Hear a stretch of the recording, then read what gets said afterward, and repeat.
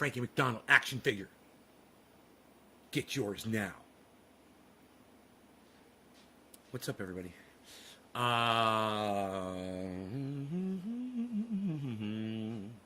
was just thinking about a little brush here. I went for a nice little hike with the dog. Hey, Nick Brown, thank you for my digit. First thing. What's up, buddy? Hell yeah. Put some big... Josh Kelly! Josh! What's up, brother? You're here. Hell yeah, man. You've come back to the show, man. It makes me so happy. And I thought it was my salty language that was keeping you away. Huh. Shows you what I know. Nick, Hippie Chick, Debbie, Teresa, Josh. Will you play the song? Might be a little too early, bro, for that. But yeah, later on, maybe. If my viewer count stays horrible like it is right now, and nobody shows up to the show, why not? Why not?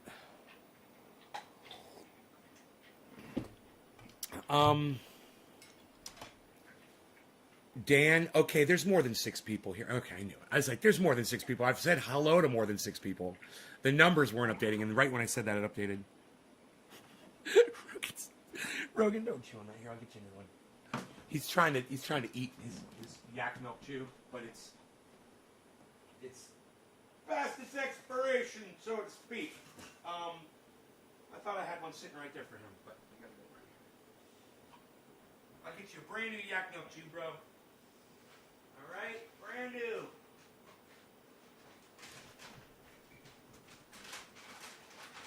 Here you go, buddy. Get a brand new Yak Milk Tube for you. Yeah, he loves that. Carly's like, feed me while you're here, motherfucker. Okay, dude. We'll feed you too. There you go, Mansoor. Mansoor Kitty.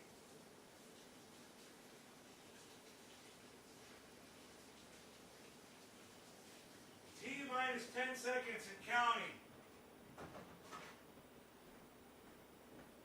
What you got, bees? T-minus 3, 2, 1. I have returned. Jinmin, hey, buddy. Teresa, Hippie Chick, hello. Dan, Megsy, Josh, Megsy, Steve. Steve Running, hey. Alan Bluedorn, good morning, Alan. Okay, great. Good morning, guys. How's it going? So, let's talk about my good friend Kyle Kolinsky. Now, I know that he's getting more and more involved with corporate media now that he has joined forces with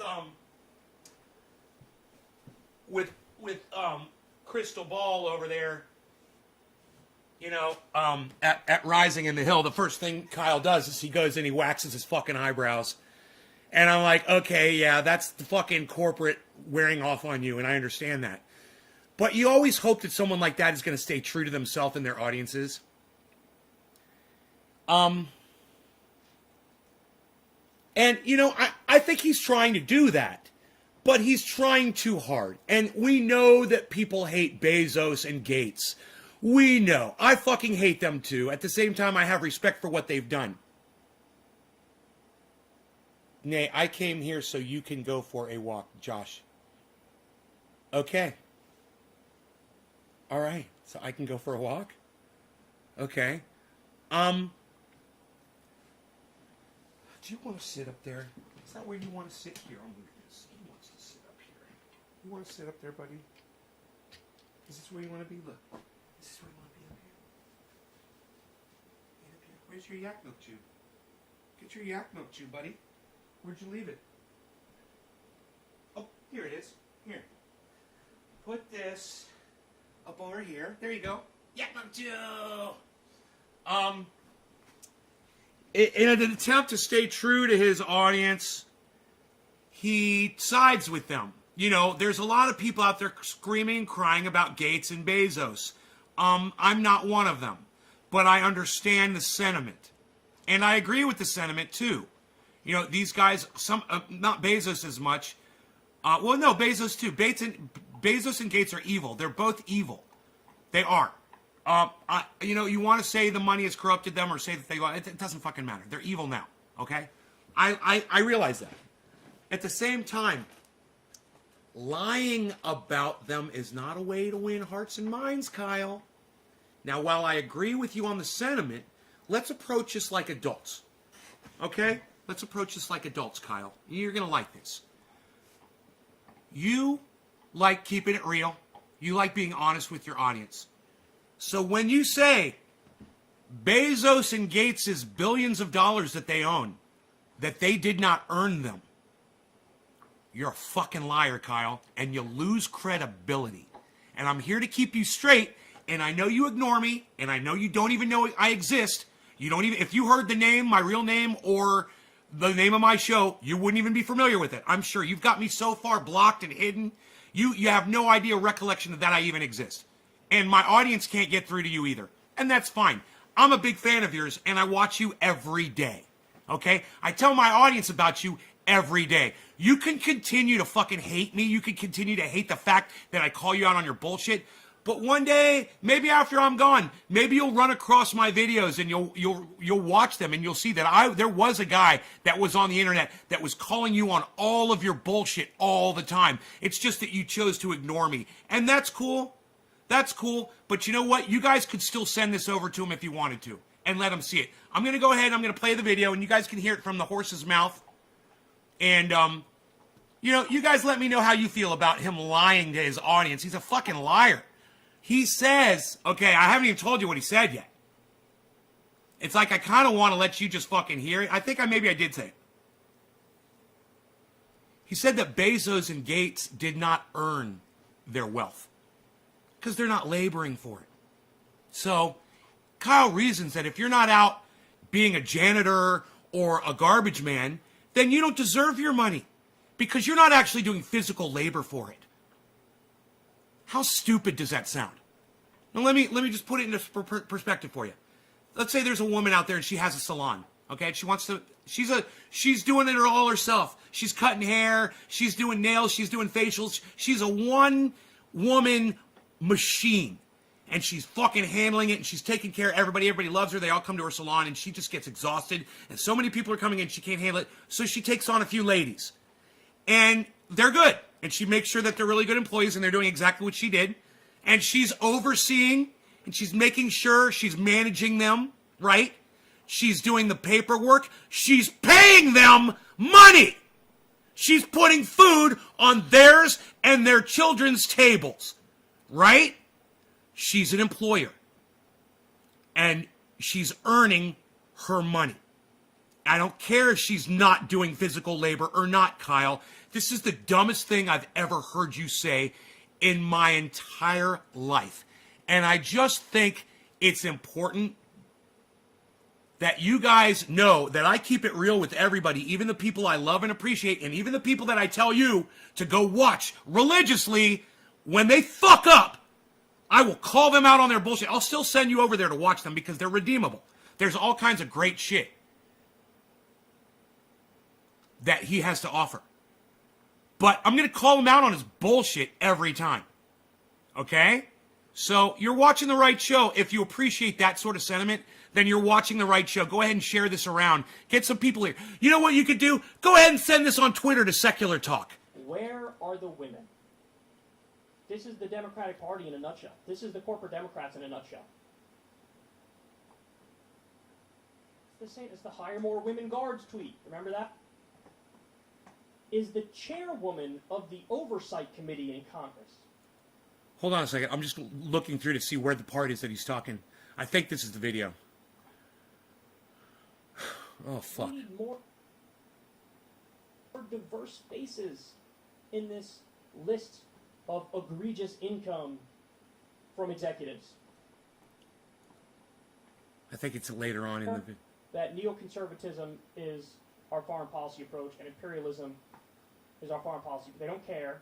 It's just, well, do we have a good gender ratio for the people who are bombing the innocent people? Do we have a good gender ratio? He makes a good point. Oh, gross. He always makes good points. Absurd, extreme. That's why it's important that you call someone like this out on their bullshit too. You gotta make them keep it real, man, or they won't. And he just ignores me. Because if we do, that's awesome. That's what I want. And he's gonna slip. He's gonna go over that slippery slope. Raise the marginal If he gets away with one lie, he'll get away with another. He'll get away with another. And next thing you know, Kyle Kolinsky's the next fucking Donald Trump. Just lie anything he wants. You know. You gotta hold these people accountable. Then we're good. And you wonder why real lefties are so furious. I thought this was the video, guys. We're setting up these concentration camps, and instead of people who are supposed to be the left party saying, "Shut them down," the response is, "Hire more women guards." I'm so sorry, guys. 100 million last year or something. So I don't know why they're omitting certain industries or certain sectors and not others. But anyway, I digress. The response from a congresswoman was, "Where are the women?"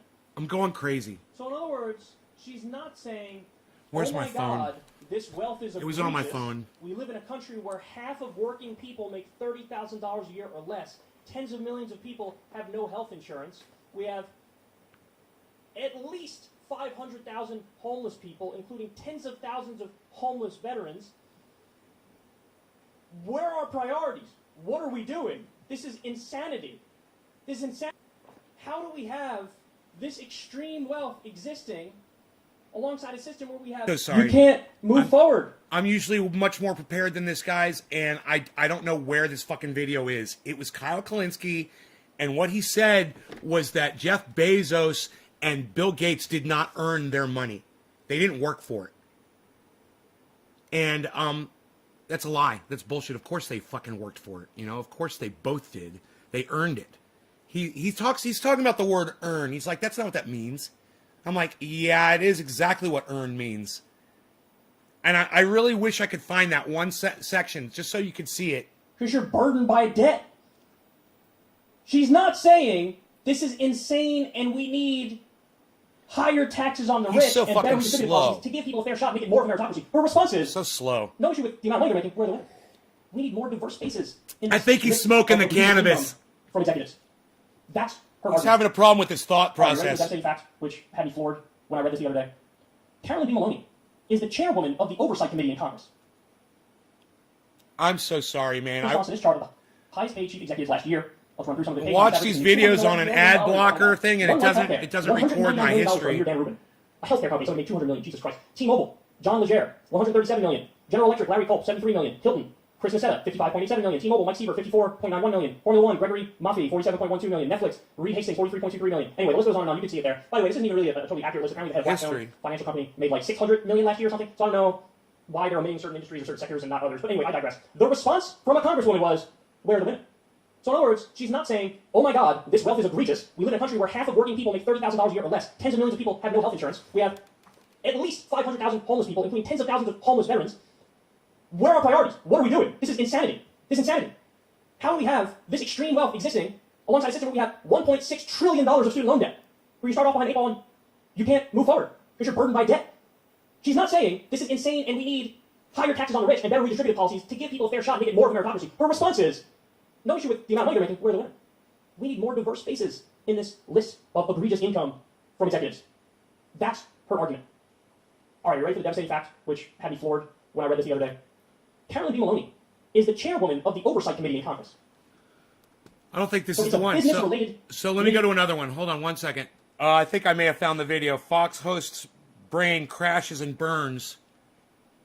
That might be the one. Fox hosts brain.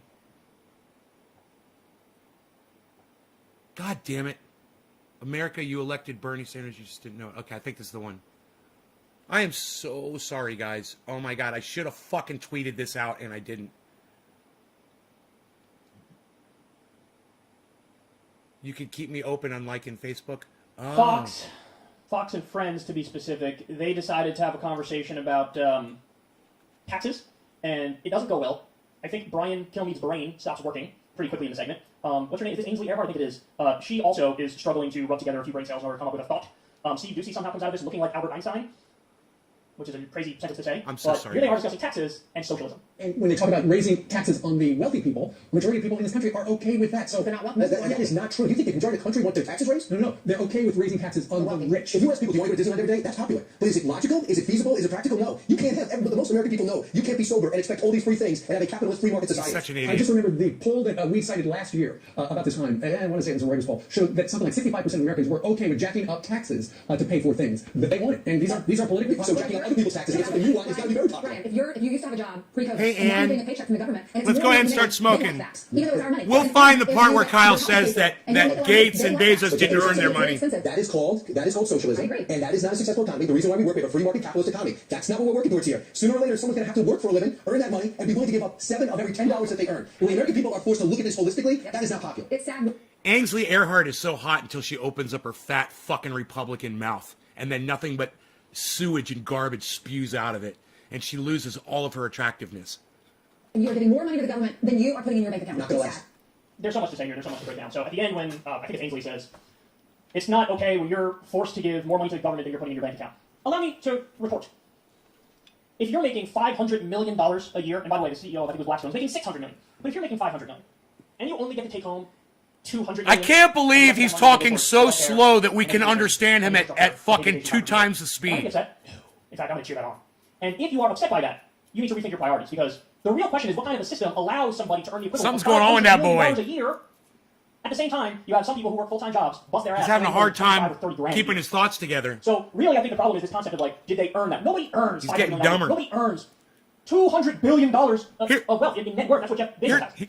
Okay. Don't tell me he earned that. Don't tell me. I am so glad that I found this spot, guys. Here it is. Yes. Okay, let's go to normal playback speed. And you tell me, and I want to talk to my friend Steve Running. He's going to remember. Steve, you remember when Barack Obama said, you didn't earn that. You know all that infrastructure, them bridges, and those roads, those highways out there? You didn't build that. Remember when Barack Obama told that to America? And the Americans were like, well, fuck you, we didn't build it. You know, my father's a goddamn engineer. You know, my uncle's a construction guy. I worked for the goddamn Department of Transportation for years. You know, there's plenty of people that built those fucking highways and roads that heard that shit. And when he goes, you didn't build that? He's, well, Americans built it, dude. So what do you mean we didn't build it? Yeah, we did build the fucking infrastructure, and you're a fucking liar. You know, you want to say that I personally didn't go out there and build it? Fine. Did my father maybe work or spend taxes on it? You goddamn right he did. And yeah, he did fucking build that. So don't fucking lie to me, Barack Obama. You're a fucking liar. And as soon as you say shit like that, you lose credibility. You should have come right back out and said, you know what? I misworded that. I shouldn't have said you guys didn't build that. Of course you guys built it. But he didn't. So he's an asshole. Of course Stephen Running remembers that, right? Kyle Kolinsky is doing the whole Barack Obama thing. They didn't earn that.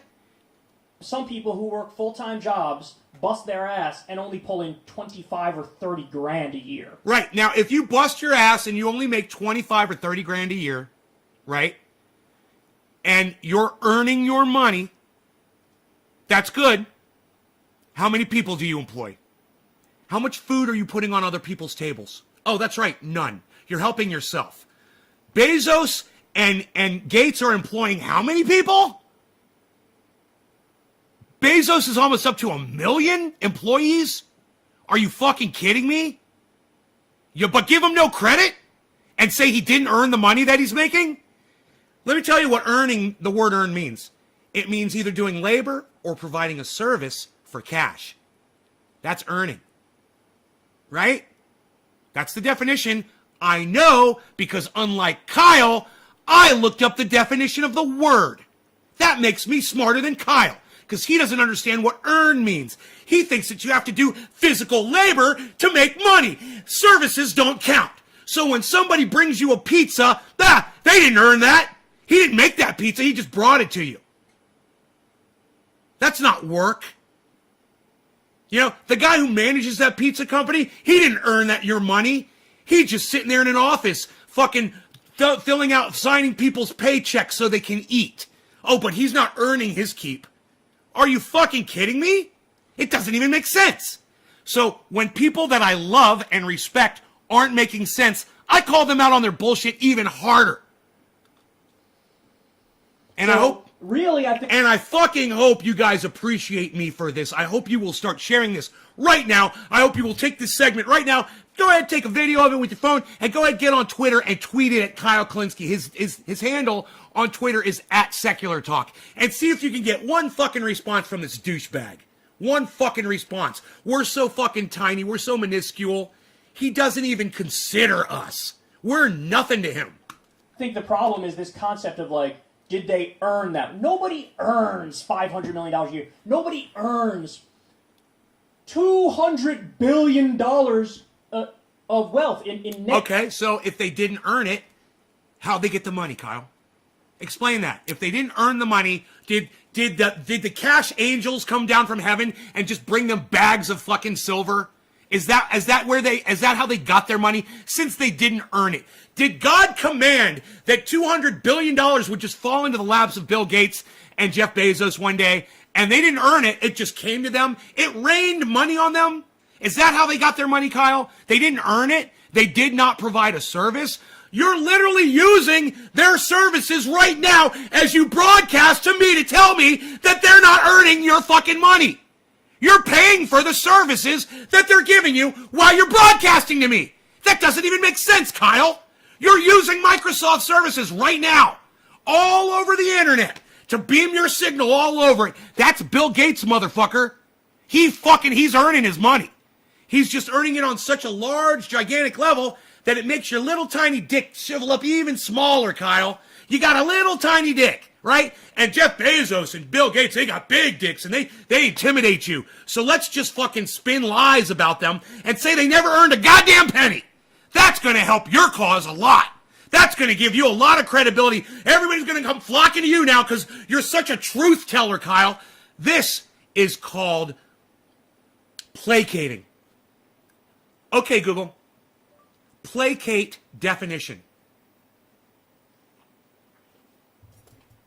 Here's the definition of placate. Make someone less angry or hostile. My bad. Wrong word. Wrong word. Okay, Google. Kowtow definition. Here's the definition of kowtow. Act in an excessively subservient manner. There we go. He's kowtowing to his audience. He's saying exactly what he knows they want to hear.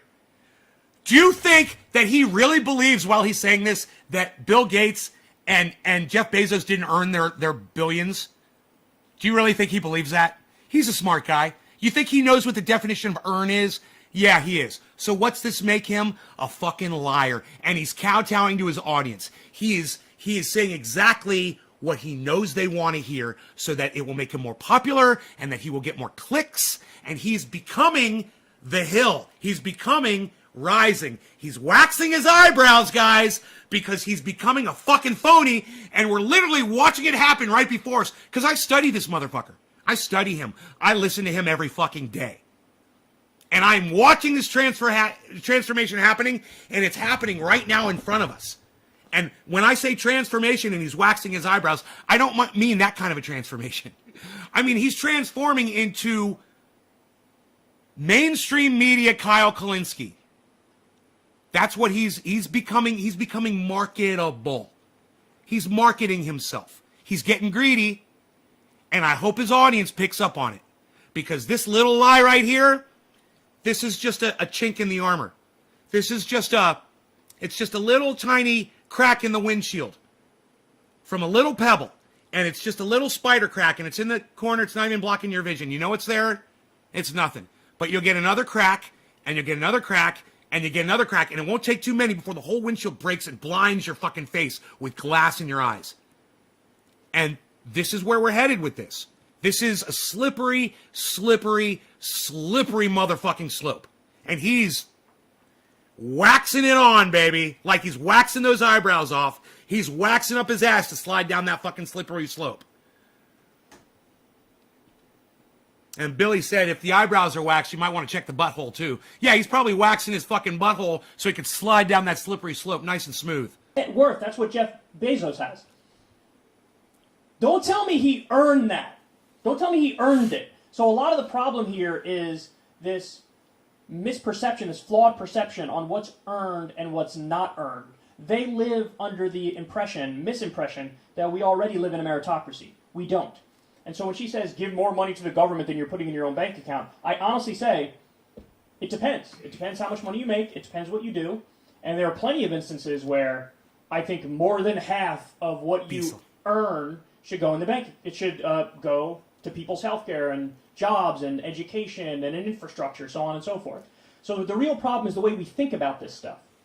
Okay? I love when Brian Kilmeade just makes it up and says, when people are forced to look at raising taxes on the rich, it's actually not popular. You just made that up. Steve Ducey was correct. Every poll shows it's overwhelmingly popular to raise taxes on the wealthy. He's making good points. And Brian Kilmeade's like, I don't accept that. So when you give people the whole picture and you look at it holistically... See, when I attack Kyle Kolinsky, I usually can only attack him on one or two things. He's pretty goddamn good, and that's why I watch him. And you guys should watch him too. And you should listen to everything he fucking says. And when you hear him slipping, you should call him on his bullshit. You know, he's a champion for all of us. And if you don't see that and go and flock to this channel to go watch him every day like I do, then you don't have the vision that I hoped that you had. You know? He's not funny like Jimmy Dore is funny, but he's got his moments. And him and Jimmy Dore are tight, close friends. He's the one responsible for bringing Jimmy Dore onto YouTube. Yeah, I know he looks like Forrest Gump, and I know he waxes his eyebrows, and I know he just told a fucking lie. A big fat fucking lie. But at the same time, as long as you guys realize the fake news from the real news, you can go over to CNN and get some really good nuggets from CNN. Yeah, CNN, fake news. Yeah, they're fucking fake news. Yeah, they have a narrative. Yeah, they will lie to your fucking face. But when they have a video, right, of some asshole in the goddamn government fucking talking, well, that's not fake news. That's literally what the person said, and you can get a lot of that on CNN. You can get the actual from the horse's mouths, right?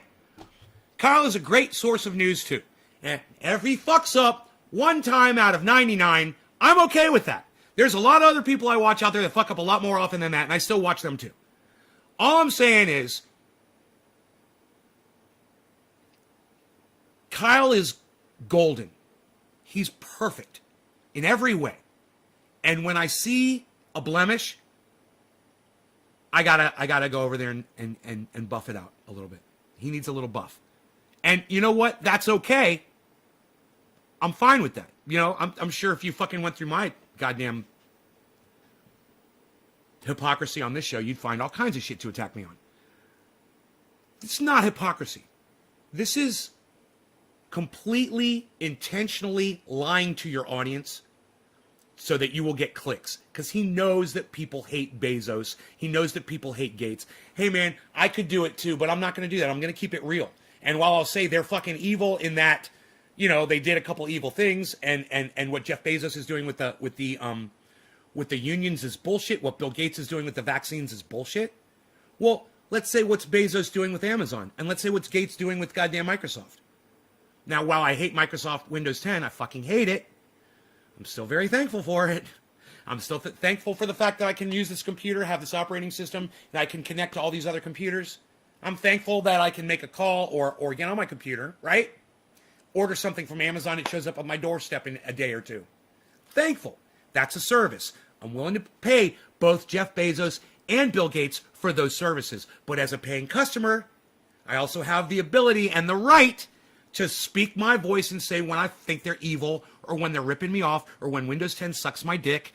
You know, I rarely complain about Amazon.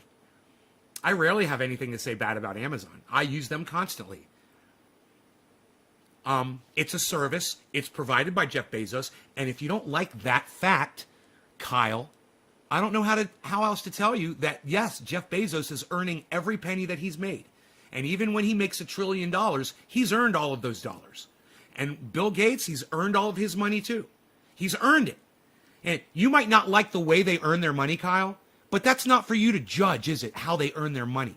If they're not hurting people, and if they're actually providing a much needed service to people to do it, and they're helping a lot of folks along the way, you know, I'm sure that Bezos and Gates are quite philanthropic, and you could probably right now Google philanthropy, Jeff Bezos, philanthropy, Bill Gates, and probably find millions and millions of dollars that they've donated to charity and to doing things and to building projects and neighborhoods and playgrounds or whatever they do. You know, or improving infrastructure like Amazon likes to do. You know, increasing making shipping time shorter, but no one wants to talk about that. Giving the post office competition so they'll clean up their act. Nobody wants to talk about that. You know, making mom and pop stores more competitive so that they can stay alive and stay afloat against Amazon. Yeah, it makes everything better. Competition is a good thing. They've earned their money. I think I've stated my point, and I know you might not like it. And if you don't like the facts that I've stated on this live stream, you can suck my dick, because everything that I've said has not been opinion. His shit was some bullshit, stupid opinion that didn't even make sense. I cleared it up with the facts. Yes, they earn their money. Earning means providing a service. Bezos and Gates are providing a service. Oh, and they are providing items as well. You know, a software suite, a computer, fucking, you know, food on your table, whatever. They're providing you goods and services. And you might not want to say that they're doing any labor, but let me ask you this. When my boy, Iceman, yeah, when he's working and he's trying to figure out a big project for somebody and he needs to do work for them, and my boy Iceman, he does industrial type work. And he gets on a computer that's got Bill Gates' operating system on it to do work for a client. Well, then I think that Bill Gates had a hand in the labor that my friend Iceman was doing for a client by using his computer system to map it all out or to use it for his video robots that he uses or drones or anything. Microsoft had a hand in that. I mean, we can go on and on and on defending Bill Gates and Jeff Bezos to just over the fact that, yeah, they earned their money. They fucking earned it. And, for me to say, Kyle, all you do is sit in a fucking booth for 1 hour or 2 hours a day and make little video clips. You're not working. That's not work. You're typing a couple buttons on your computer. You're not doing physical labor, Kyle, but you're making a lot of money. Are you? But you're not earning it, are you? Because you're not working for it. Look, you wear a suit. You wear a fucking suit jacket and a fucking Oxford shirt, bro. How are you going to dig a ditch wearing those kinds of clothes? You fucking lying hypocrite piece of shit. Fucking Kyle, you cuck, cunt, child fucker. You fucking lying piece of shit. But make sure you subscribe to his channel. Really good channel, Secular Talk. You really should subscribe to his channel and support him. Keep your eyes on him and your ears and listen for more bullshit like that. And when you hear the bullshit, type out a nice little fucking post under his goddamn YouTube video and let him know how you feel about him being a fucking slacker. You know, Kyle, you sit there in a fucking suit and you say that Bezos and Gates aren't earning their keep. You sit there in a suit and fucking do this with your hands and go, Dickie McGee sex, Dickie McGee sex, Dickie McGee sex. Is that labor? Is that labor? Is that working hard, Kyle? You working hard? Is that labor? You earning that money, buddy?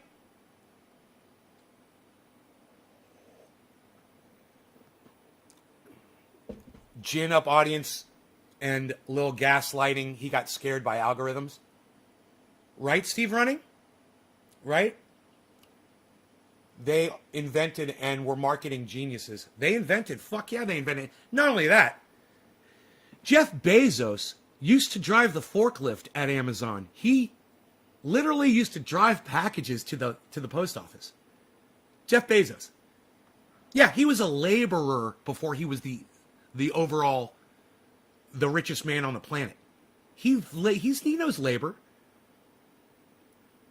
And this is gaslighting, man.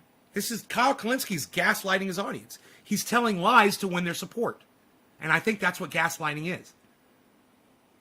Okay, Google. Gaslighting definition.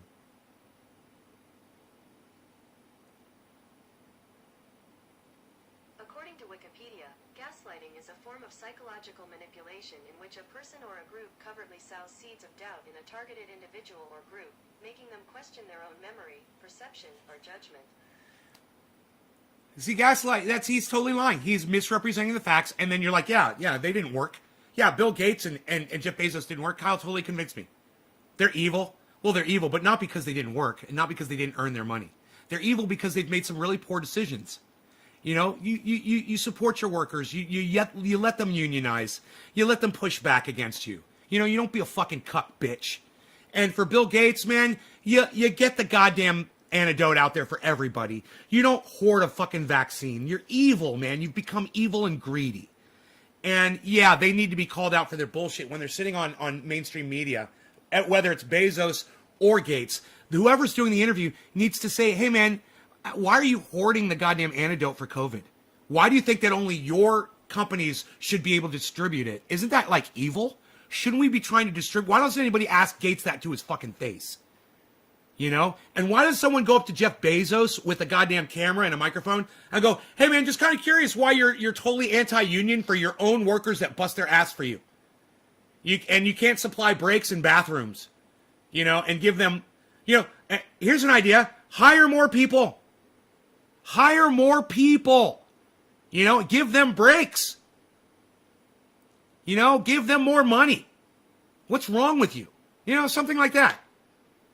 But, you know, I don't see Bill Gates or Jeff Bezos being interviewed by Kyle Kolinsky or on The Hill Rising, you know, or on Kyle and Crystal show.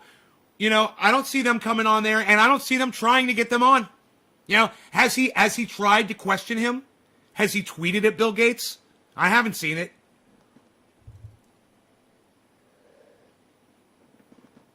I'm not here to defend these monsters. I'm just here to call him out for his lying.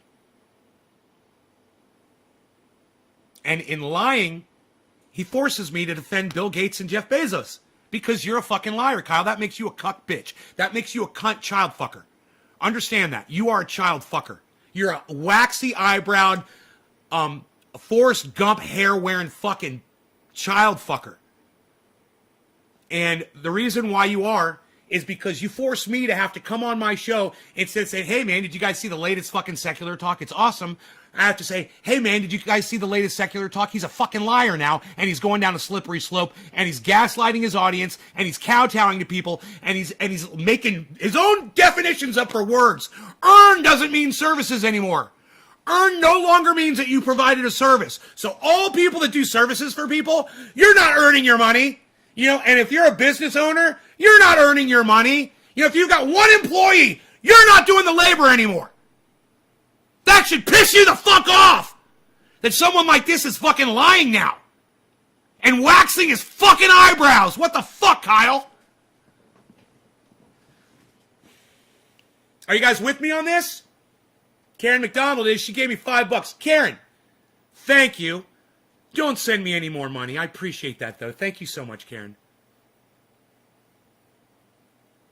You guys do not need to send me money. I love to see it. And if you guys came in here and your pockets were stacked, and especially it was because I told you to get into crypto, and then you got a bunch of crypto cash, and then you want to start dropping a $5 bill every once in a while, and you say, Nay, you made me so much money, here's $5. That would be cool. And I wouldn't have a problem with that at all. But, I don't want you guys putting yourselves out. Just the share and the digits, all I need, Karen, okay? Kyle's a liar. Yes, Dusty, Kyle lied. Kyle lied. He fucking lied, and that makes him a fucking liar. You know, every time he calls cannabis weed, he's a fucking liar. He's saying that cannabis has no use. He's saying that cannabis is useless. So he's a fucking liar for saying that too. And he's a racist for using the word marijuana because, I mean, I've told him a million times that it's a racist word. He chooses to not go look up the history behind it. Behind the word marijuana. Find out where that racist piece of shit word came from. It came from a racist piece of shit. And by you repeating his words, you're now the racist, Kyle. Because that guy, he's no longer alive to use the word, but you are, and you can carry his torch for him. Fuck you, Kyle. Fuck you. You fucking cuck bitch. Sharing this stream out is a great tip. It's the greatest tip I will ever get. Is you sharing this video. You don't have to give me money. What I want from you is just you to share it on social media and bring more people here. That's all.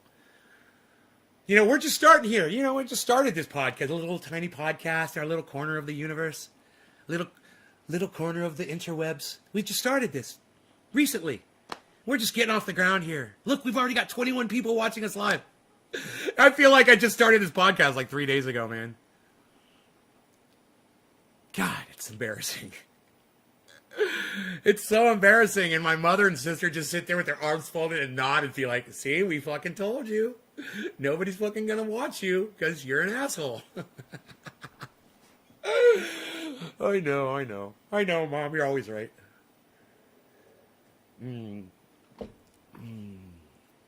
All right, so are we smoking today or what are we smoking is the question. I'm really digging on the Jack Hair, man, last few days. Even though there's tiny buds. It's only tiny buds left in there. Tiny buds. Teeny tiny buds of Jack Hair. Still taste fruity and lemony and wonderful. And get me nice and high.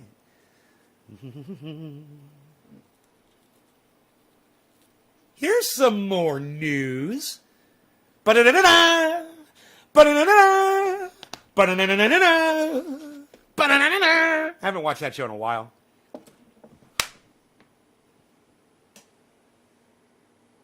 I missed that motherfucker. God damn it. He was right there, man. He was right there. He was so fucking close. Ba-na-na-na-na-na. Beezle. Did my 5.0 go through? Yeah, Karen, I just thanked you for it. Did you not hear me? I told you not to do it again. See it? See it right there, Karen? Karen McDonald, 5 USD. Don't give me money anymore, but thank you. I do appreciate the sentiment, definitely. I don't need the money. Especially from people who can't afford it, man. If you guys can't afford it, don't do this. You've had to go pee. Go back and watch the show. I said thank you. And I also said don't ever do it again. I do appreciate it. I just, you know, I don't want to take money from people, man, you know? It's not why I'm here. You know, if there was 100,000 people watching this show and every once in a while somebody would slip me some money or whatever, fine. I have a feeling there'd be people who aren't going to miss $5 or whatever, you know? But there's just a few of us, man, and we don't have a lot of money collectively, and I just assume you guys not do that. Just share it, man. Share the video. That's all I want. I just want more people here watching. It's the message, man. It's not the money. It's all about the message. For him, he's already got the platform. He's already got the audience. He's already got the ability to put his message out there. And he's choosing to allow himself to be bought by the narrative. He's selling out, man. Just like Tim Black sold out. Don't sell out, Kyle. Don't sell out, man. In fact, Kyle, I would love it. Hey, let's start a little movement. Let's ask Kyle Kolinsky to retract that statement. I'm going to go ahead. I'm going to write a tweet. I'm going to tweet it at Kyle. All right? And I'm going to say, hey, Kyle, I'll put the link to his video. Let me get the link to his video. Let me find out where in the video he said it. Allows somebody to earn the equivalent of $500 million a year. At the same time, you have some people who work full-time jobs, bust their ass, and only pull in 25 or 30 grand a year. So, really, I think the problem is this concept of, like, did they earn that? Nobody earns $500 million a year. Nobody earns... Okay, it's at 340.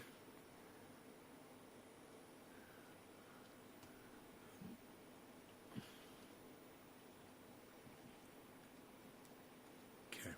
Twitter. Okay. At Secular Talk. Okay.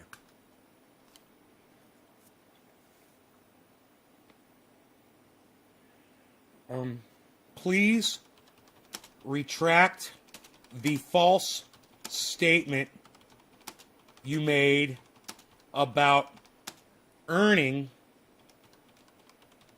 only referring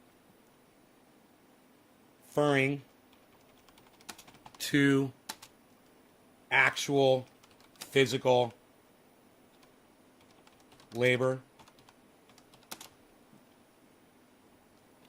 You will lose viewers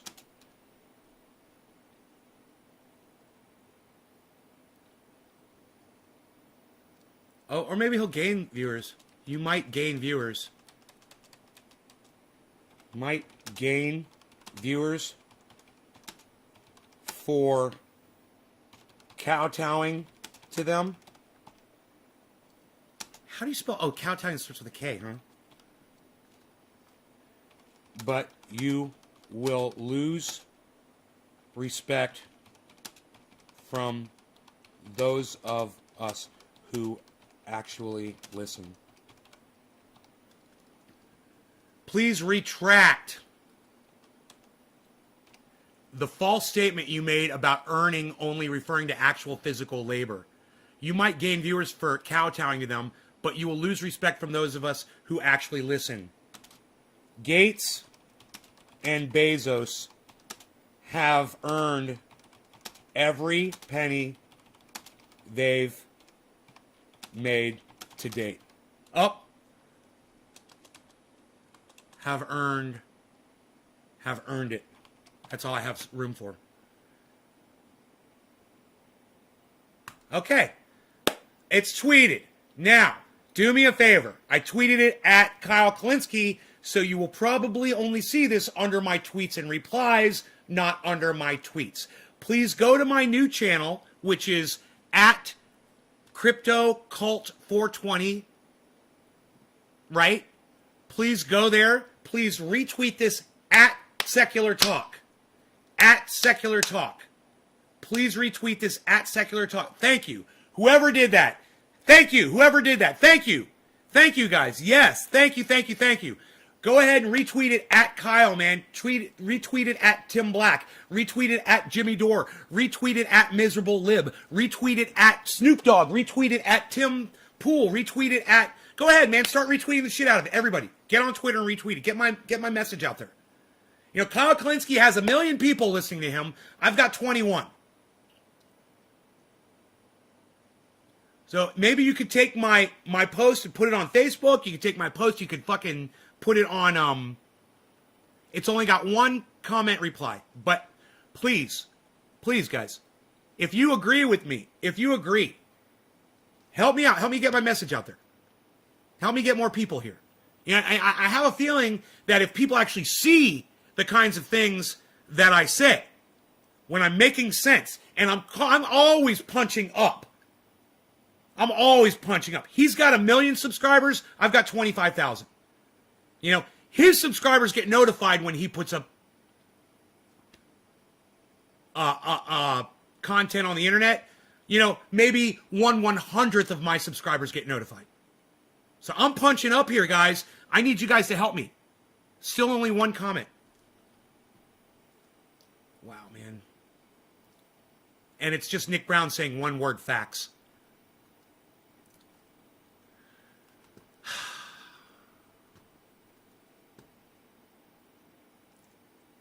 Can you put more comments, guys? Can you send it around? Can you retweet it at people for me?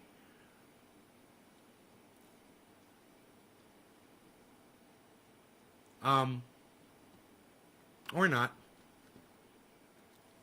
I got 20 people watching. I wish all 20 of you would go there and give me 20 likes. You know?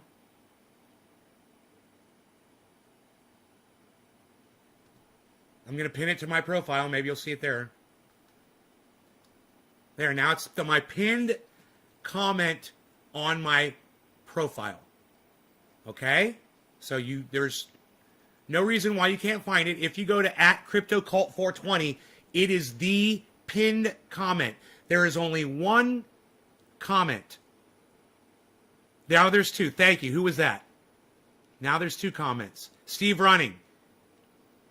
Thank you. Thank you, Steve Running. I'm going to retweet you, Steve. Yes, exactly. I'm going to retweet you at Kyle Kolinsky. Thank you.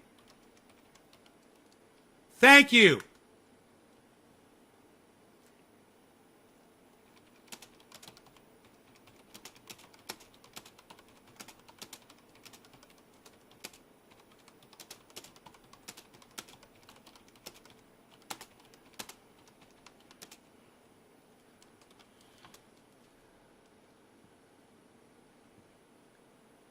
Telling him to stop fucking ignoring me.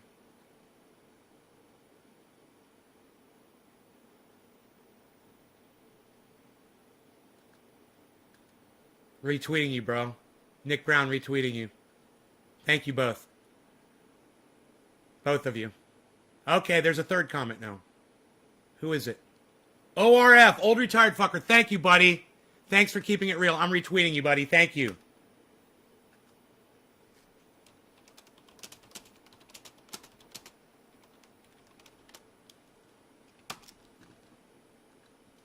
Thank you, guys.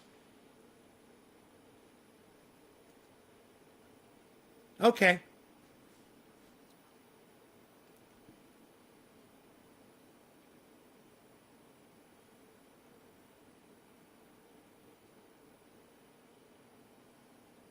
Hippie chick. My feed is at Cryptocult 420. Are you on my right channel, hippie chick? At Cryptocult 420. You realize that, right? You're at my right channel, right? At Cryptocult. It is literally my pinned tweet. On my main channel, on Twitter, Cryptocult 420. I shouldn't say on my main channel, but on my new channel, at Cryptocult 420. It is my pinned tweet. Let me know if you really can't, if you don't know how to go to my channel. If you don't know how to visit my channel on Twitter, let me know if you don't know how to do that.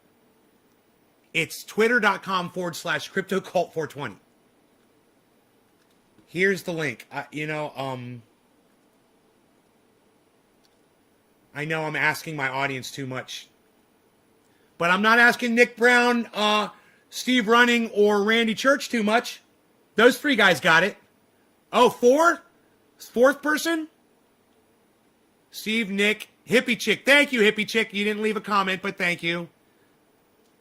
I'll go ahead and I'll retweet you. I'd like it if you would leave a comment too, Hippie Chick, and interact with my tweets, please. Please interact with my tweets, guys, and interact with each other, and make sure when you see each other on Twitter that you guys are following each other too. Okay? When you see Randy Church, follow Randy. When Randy sees Hippie Chick, you follow Hippie Chick. When you guys see Steve Running, you follow Steve Running. When Steve Running sees Hippie Chick and Randy Church, you follow them. And when you guys see Nick Brown, you follow Nick Brown. And when Nick Brown sees all of you, you guys follow each other, okay? No, I'm not asking you too much, Trendy Nick. I'm not asking Randy Church too much. I'm not asking Steve Running too much. And I'm not asking Hippie Chick too much. Those 4 people out of 21, 4 people didn't see a problem. And, 16, 17 people, nothing. Nothing. It's only got 6 likes. There were 21 people, and now, of course, people are leaving because I'm asking you to do something for me. So people will leave. Now I'm down to 14 people. You guys just don't want it. It's just like, you guys are the ones that leave that don't want to help me out. God damn, man. Really? Is it too much to just pick up your phone and pull up Twitter and fucking do a fucking like and a retweet and maybe type a little something nice in there? I come here 3 times a day to do this show, man. I ask you for fucking 1 minute of your time. I put in 3 hours and I'm asking you for 1 minute of your time. If I'm asking too much, keep leaving. I just assume have the 6 people here that actually will do this.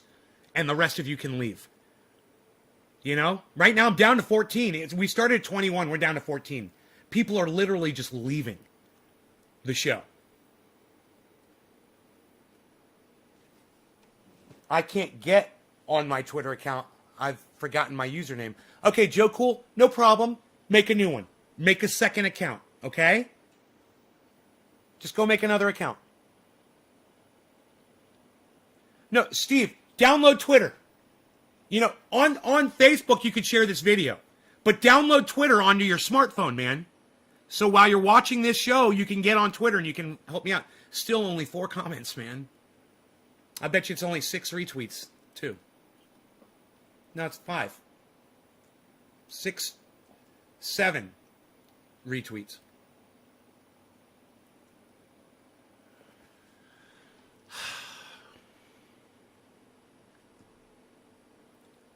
You know, if enough of you retweet this at Kyle Kolinsky, he might actually see something that I said. For once. One time. If I could get enough of you guys to do this. I'd love to know the people who don't want to help me out on Twitter. So I could block you forever from this live stream. You know, you don't want to download a little app and help me out as much as I do on this show for y'all. I just assume not fuck with you. You know?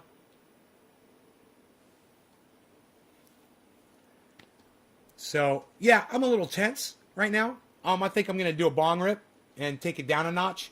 But Nick Brown, goes to you, sir. Thank you for that digit right off the bat, bro. You earned this one. You earned this one. You tweeted at him, Teresa? Really? Am I going to see a comment? Did you leave a comment? Did you leave a comment on my tweet, Teresa? No, you did not. Why is it so hard to ask you to do that? Why is it so hard to get you guys to leave? Hey, Kristen. Oh, God, my fucking stomach just started hurting me. Not good. I feel like it's stress.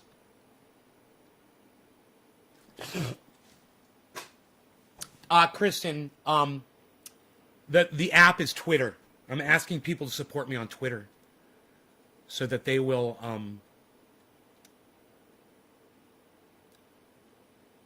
yeah, it would be nice, Teresa, if you would leave a comment on my tweet, if you would interact with the people that are leaving comments underneath my tweet, right? Steve Running, Nick Brown, Hippie Chick, and Old Retired Fucker. Those are the only people who actually made a comment on my tweet. Do you understand? I need activity on those tweets, man. I need you guys to interact with them. I mean, liking is okay and retweeting is great, but I need you to leave a comment too. I need you to retweet with a comment. You know, so give me your thoughts on what you think about what I said. Did I not inspire you into saying something? That's the message you give me when you guys don't comment. I'm not inspiring you. You know, Kyle inspired me to do this video this morning. Now I'm trying to inspire you to share this back to him. You know, this will make him and me more popular. This will help both of us out. Okay, you'll be back? Okay, Teresa. Love to see that 4 comments go up to a number 5. 17 people watching and I can't get 17 comments on my tweet. My Twitter account handle is @Cryptocult420 on Twitter. @Cryptocult420. Just download Twitter. Only takes a minute. Start up a little thing and then go to the search and type in @Cryptocult420. Find me. Go to my pinned tweet. Like it. Comment. Retweet it. There should literally be 19 comments on there right now. Because there's 19 people watching me on here. I've got 4. I've got 4 comments out of 19 people. Twitter is the only place where I can get in touch with people, man. I need your support there. I need it to at least have the appearance that people are listening to what I'm saying. At least have the appearance that you give a fuck about me. Can you play my game with me? Can you leave me a comment over there on Twitter? Let me know if I'm asking too much, guys. Seriously. Oh, we got a number 5. Who was it? Someone did it. We got a number 5 comment. Who was it? Hippie Chick left another comment. Hippie Chick, you are double awesome. Hippie Chick, thank you. See? Now, Hippie Chick is pulling the slack for all of the rest of you. Because she did it twice. And all of you could do it 5 or 10, 100 times if you wanted to. You could retweet this and retweet it and retweet it at all kinds of people. Over and over and over and over again. Gab, no, I'm not going to meet anybody on Gab. You know, Kyle Kolinsky and fucking Jimmy Dore and Graham Elwood and Ron Placone and Arn Raw and Thunderfoot and Simon Dan. None of them are on Gab, Mordit. Okay, they're all on Twitter. So Gab's not better. So you're a fucking liar. All right, Gab's not better. It might be better for you because you're a little douchebag. But me, I'm trying to step it up a little bit. I'm trying to converse with the people that I'm trying to get on my show to interview. And on Gab, I'm not going to get dick. Or as Kyle Kolinsky likes to say, Dickie McGee sex. So thanks for the fucking for the advice. You're a dumbass. Go cunt off. Fucking Gab. That's hilarious. No, I'm not asking too much. Download Twitter. I've only got 5 comments on that thing. I'm going to turn off Twitter right now. I'm not going to look at... Okay, 6. All right, who did that? Who did my 6th? Teresa, thank you. Retweeting it. Thank you, Teresa. There you go. That's how you leave a fucking comment on my tweets. That is how it is done, people.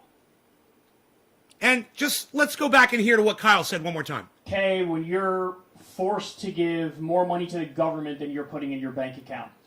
Allow me to retort. Go ahead. Go ahead and retort. If you're making $500 million a year, and by the way, the CEO of, I think it was Blackstone, is making $600 million. But if you're making $500 Nick, cheers. and you only get to take home 420 Newfoundland. $200 million, and the rest of that money is going to go towards healthcare and education and infrastructure and paid vacation time for people, am I going to be upset? In fact, I'm going to cheer that on. And if you are upset by that, you need to rethink your priorities, because the real question is, what kind of a system allows somebody to earn the equivalent of $500 million a year? He just said earn. Did you catch that? He said, how did you earn $500 million a year? And now he's going to say you didn't earn it. At the same time, you have some people who work full-time jobs, bust their ass, and only pull in 25 or 30 grand a year. So, really, I think the problem is this concept of, like, did they earn that? Nobody earns $500 million a year. Nobody... It's fucking Barack Obama. You didn't build that.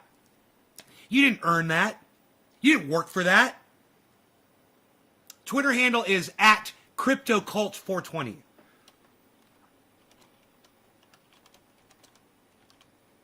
Thank you, Kristen, so much. Thank you, honey. At Cryptocult420. That's me. It'll come up CryptoCulture420, but it's my at is at CryptoCult420. And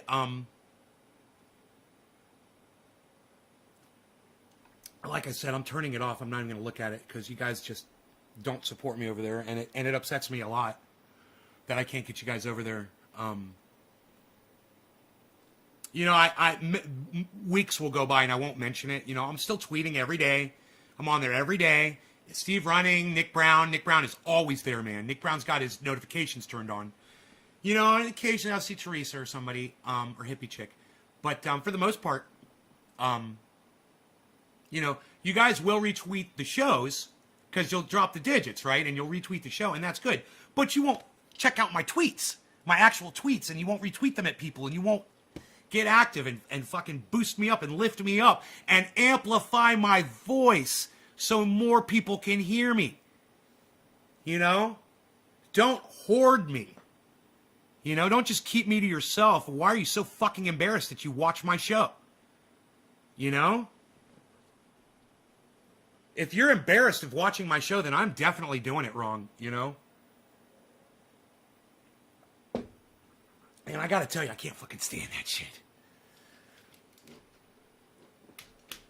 You guys that are embarrassed of me, I fucking can't stand that shit. So, yeah, man, this rock is so pretty. I love this rock. Look at this thing. I found this on my road. It's not focusing on it, but it's got a little depth to it. And it's just, it's green. You know, it's got this green, it's kind of like just like this really beautiful beautiful texture and color, and it's heavy. Like, you could literally kill somebody with this in like 2 shots. If I hit somebody on the head with this twice, that's fucking heavy. It'd be like hitting them in the head with this.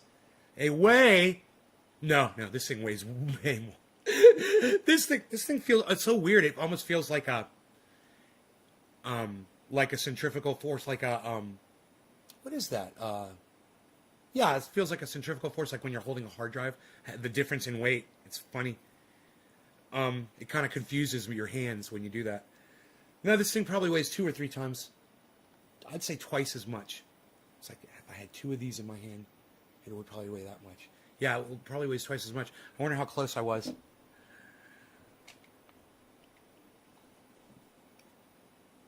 No, that weight would kill somebody a lot faster. You don't have to hit somebody once with this thing.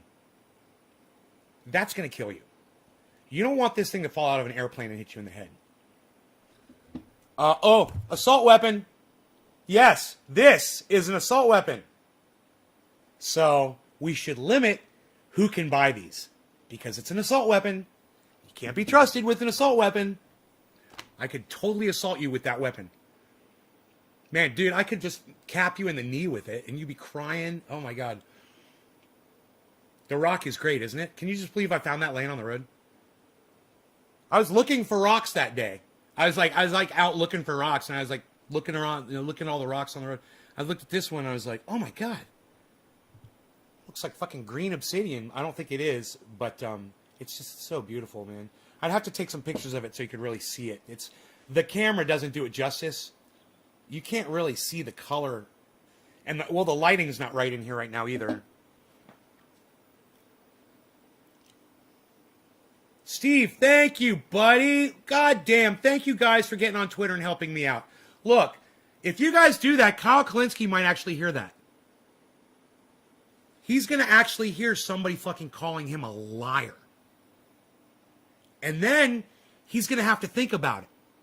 He's going to go, he's going to have to go look up the word earn. He's like, well, Bezos and Gates didn't earn that money. They just sat on their asses and collected it.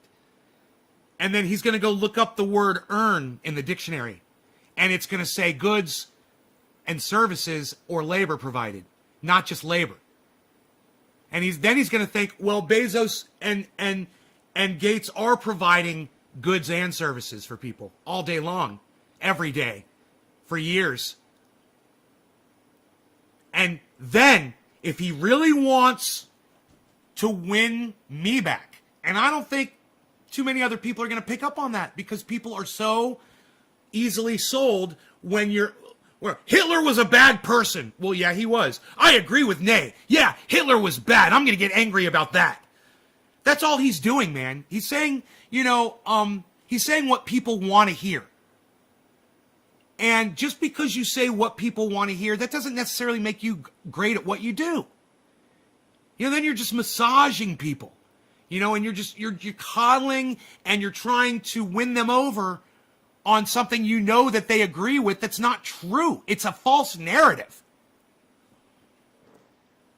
And I could totally prove that it's a false narrative. And I think I already did prove it on this live stream. And I hope you guys agree that I proved him wrong on this live stream. And no matter how evil Bezos and Gates are, and yeah, they are evil, and we've already gone over that too, I think I fucking cemented the point in that Kyle's fucking lying to his audience that Bezos and Gates didn't earn their money, no matter how much they're making. Of course they fucking earned it. You just don't like the way they did it, because they did it really good and they did it really huge, and they're not as philanthropic as maybe you would be. But then again, Kyle, when I see how easily bought off you are, waxing your fucking eyebrows and lying to your audience now, I have a feeling you could probably be bought off as maybe around the fucking $2 or $3 million level. Fuck the goddamn $500 million level. I think you're way cheaper. You're like a cheap hoe. Fucking Kyle Kolinsky, cheap hoe. Hood hoe. Turn in some tricks. What? Steve, that is a great question. Is Cash App a safe place to buy Bitcoin? Bro, that's my go-to, man. That is my go-to. Not a financial advisor. But, brother, let me tell you, Cash App is my number one pick for purchasing Bitcoin. Now, the thing that sucks about it is if you have a lot of it, they only let you transfer out $5,000 at a time for a 7-day period. And that's bullshit, because I've been trying to move my Bitcoin out and I still can't. I've been trying to move my Bitcoin off of Cash App into into this little device right here.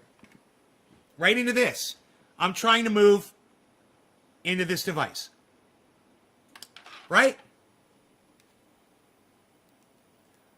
My problem is I can only do it $5,000 at a time. So if you're thinking in your brain right now, well, nay, I'm not anywhere near $5,000. I'm just doing, this or that or the other. No problem. Cash App is for you, bro. Cash App is the best. I love it. It's the cheapest fucking Bitcoin you can find on the internet, from what I've known, from what I can find. And if you guys find a cheaper deal on Bitcoin, let me know. Hey, what's up, Trendy Orca? What's up, buddy? I call him Trendy Orca now, too. Isn't that funny? I thought about you when I did that. Just so you know. I think about you when I call him Trendy Orca. But Cash App, it's so easy. The fees are like so cheap. Coinbase will give you no fees for the first 30 days, I believe. So buy for the first 30 days on Coinbase. I think it's Coinbase. It might be Crypto.com. I can't remember which one it was. Ended up Venmo. I don't know what you mean by ended up Venmo. It's just a fragmented sentence, bro. It doesn't even make sense. That's a cool gadget for storing cryptocurrency. Yeah. And let me tell you something. Everyone that's doing this on a large scale should consider that. Should consider it's an option, and it's something that I liked, for my specific needs, because I'm putting all my information out there. Okay, I'm telling people how much I got, for the most part. People can figure it out. What's on what app, right?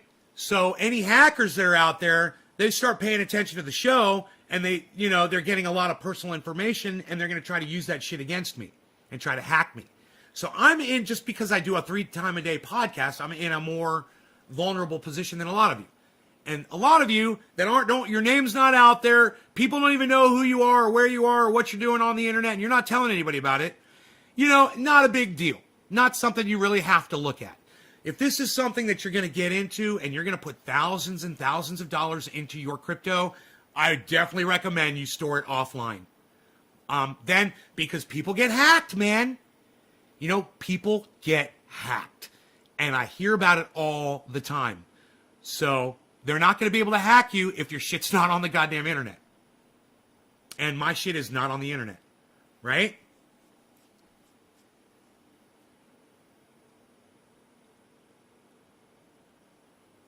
Joe Cool, well, you want me to check for you, buddy?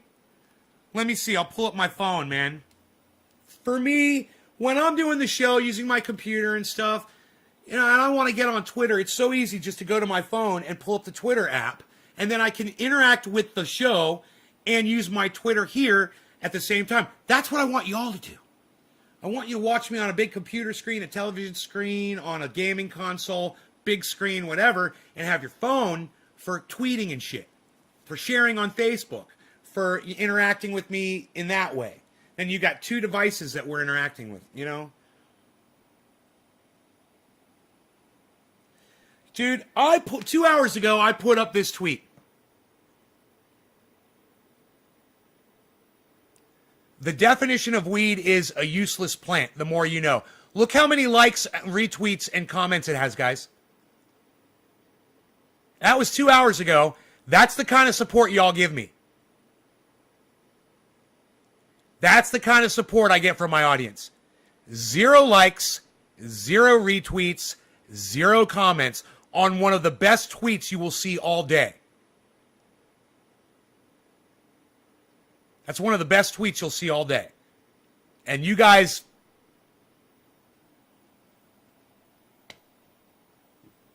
Nothing. Okay, 1 retweet and 1 like. Let's see who it was. Steve Running! Thank you, buddy. Steve Running. If my ignorant internet ass can comment, anyone can. Thank you, Kristen.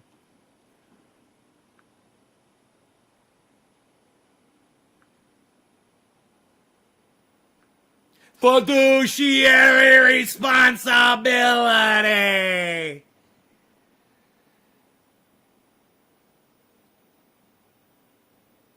Aw. Kristen, thank you. I'm retweeting you.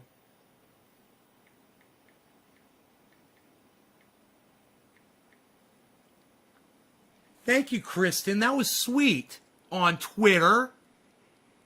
Thank you. It's so nice to see you there. Aw. I love that picture of you.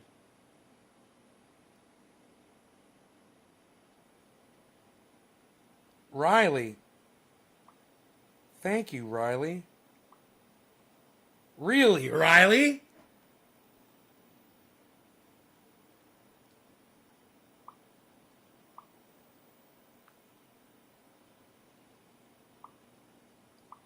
You guys are all retweeting at Kyle Kolinsky. I think he's going to fucking see this. I think he's going to see it because there's a lot. You guys are, there's a lot of you. I'm retweeting you. I'm retweeting your retweets.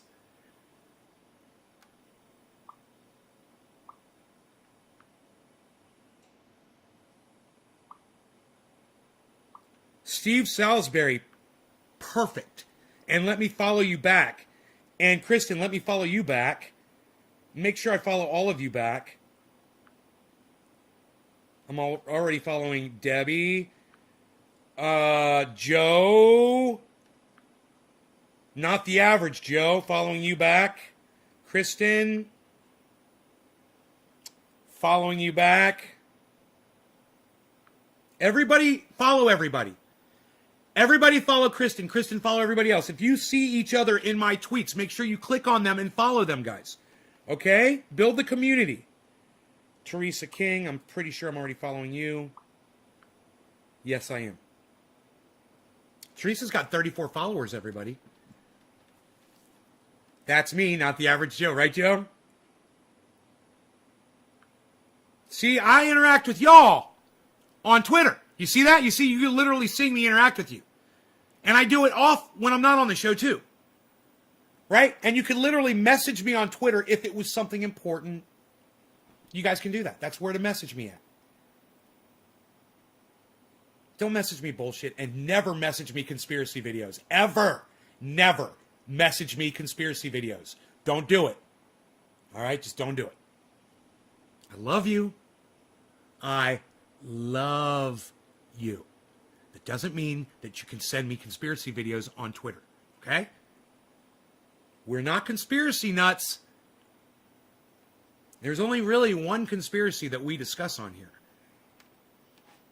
The real one. Our extinction one. That's the one nobody wants to talk about. That's the one that people hear me talking about that shit and they think I'm fucking crazy and they don't watch me anymore. That crazy guy says that the human race is going extinct. Facts? Facts. Facts? I mean, provable facts? But you're going to call me crazy?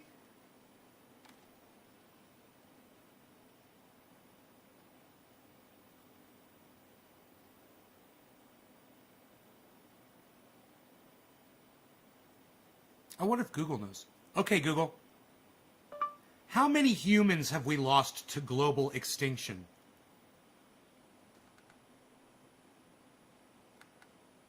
I'm always stumping Google with my crazy fucking questions.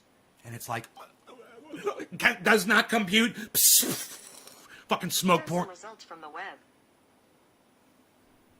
Are we heading for a 6th mass extinction? Are we in the midst of another one? Many have warned, one driven by humans, similarly of velocity and mass extinction. Okay, humans are driving 1 million species to extinction. Lost a species. This is from 2019, guys.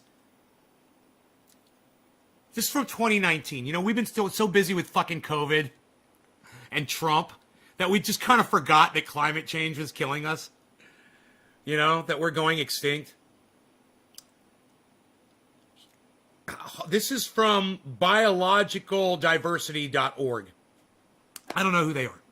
But they do say this. Our planet now faces a global extinction crisis never witnessed by humankind. Wildlife and plants have inspired our histories, mythologies, languages, and how we... Okay, I don't know what that's all about. The world lost 2/3 of its wildlife in 50 years. Yeah, it might be something to look at. Yay. You remember I told you to fucking just have a think? What's up, buddy? You've owned animals that are now extinct? What animal did you own that's extinct now, bro? That's so sad. That's so fucking sad, man. My God. Just have a think on YouTube, guys. Do you know how I've told you for the last year or so that he's like a big fracking proponent? He's always like, oh, this kind of energy is going to save us, and this kind of, oh, and we're doing this technology, and he's like the biggest cheerleader for fucking big tech technology that's supposedly going to change the planet, save the planet, and do all this shit. And I'm like, bro, are you looking at climate change at all? Because, like, we're going extinct. And I bet you got kids, and I bet you got grandkids, and you don't want to admit it. Well, guess what? Fucking A. If fucking just have a think douchebag finally is starting to catch on. Finally! He finally put up an upload, and when I saw it, I was like, ha!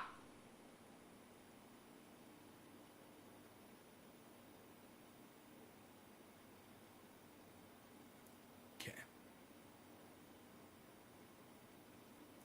I don't see it coming up. That's okay. I'll find the video real quick for you. I know I'm going to find this one. It's one of his latest ones. It's a brand new upload. I left a message on it. I was like, I said something really nasty to him. Here it is. Climate and ecological emergency. Can you really make a difference? Dude, this guy is so fucking... He's been so bullshit. Things like ethnicity, gender. He's been so bullshit for so long. I hate his little calm disposition. I fucking hate it. You know, no emotion. I just talk like this and I keep looking at... I look away and then I look back at you. I look away. It's for effect. I fucking hate that shit. But he puts up some good uploads, so I subscribe to him and I watch him all the time. But...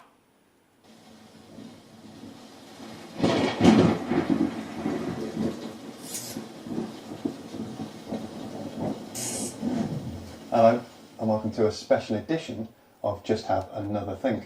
And let me just tell you this. This motherfucker loves himself so much.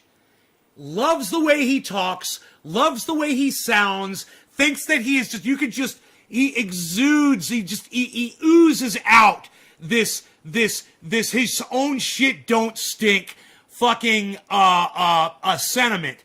So hardcore. It all... You can almost smell it coming off the monitor. He's just a gross human being. In October 2017, he's vulgar. This research article Fucking was hate him. published by a team of ecology and entomology experts from Germany, the Netherlands, Listen and how the UK. from Germany, the UK. It reported the findings of a 27-year field study of European insect diversity. So matter of fact. And it said this. It said this. The mankind's going fucking extinct! All right, you dumbass! You don't talk about it like this. Oh, look, we're all going to die. Oh, look at this little report. It says that we're all going to die. And, really? Our analysis estimates a seasonal decline of 76% and midsummer decline of 82% in flying insect biomass over the 27 years of the study. And in 2019, the Intergovernmental Science Policy Platform... Did you guys catch what he just said? Listen to it one more time, because he's such a fucking douchebag. You know, he reads it to you verbatim instead of just saying what he just read. You know? The Netherlands and the UK. It reported the findings of a 27-year field study of European insect diversity, and it said this: our analysis estimates a seasonal decline of 76% and midsummer decline of 82% in flying insect biomass over the... Right. Yeah, words. We've lost 3/4 of our insects. We've lost 3/4 of our insects. Now, Cuntbag doesn't want to just say the fucking words to his audience. Yeah, he'd rather read the technical jargon so, you know, he doesn't have to get too fucking into it. I'll just read it explicitly what it says, and they'll know by what I say. People aren't picking up on that, you dumbass. You know what the average YouTuber's IQ is? It's like 3! You gotta tell these people what the fuck's going on, you dumbass! The 27 years of the study. 27 Then in 2019, it was only a 27-year study, and we found out that we lost 3/4 of our fucking insects. But I'm going to keep talking like this because I've got a tiny little penis. And this is how people with teeny tiny little penises talk. governmental Dude, I feel so sorry for your fucking wife. Holy shit. science policy platform on biodiversity and ecosystem services, or IPBES. You know, published how do you tell your wife that you love her, bro? Are you passionate about anything? Do you have a fucking feeling in that cold, dusty skeleton of yours? And your bald fucking head?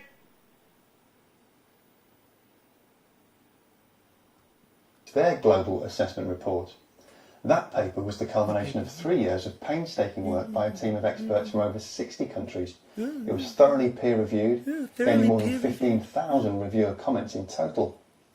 The paper found that there are currently an estimated 1 million animal and plant species on our planet threatened with extinction. That's about 10% of all the insects and 25% of all the other species. That's not good. Species have been going extinct since the dawn of time, of course. That's his fucking catchphrase, man. That's how he gets your fucking attention. That's how he pulls you in. Let's go back to that, okay? Now, let me tell you something. That's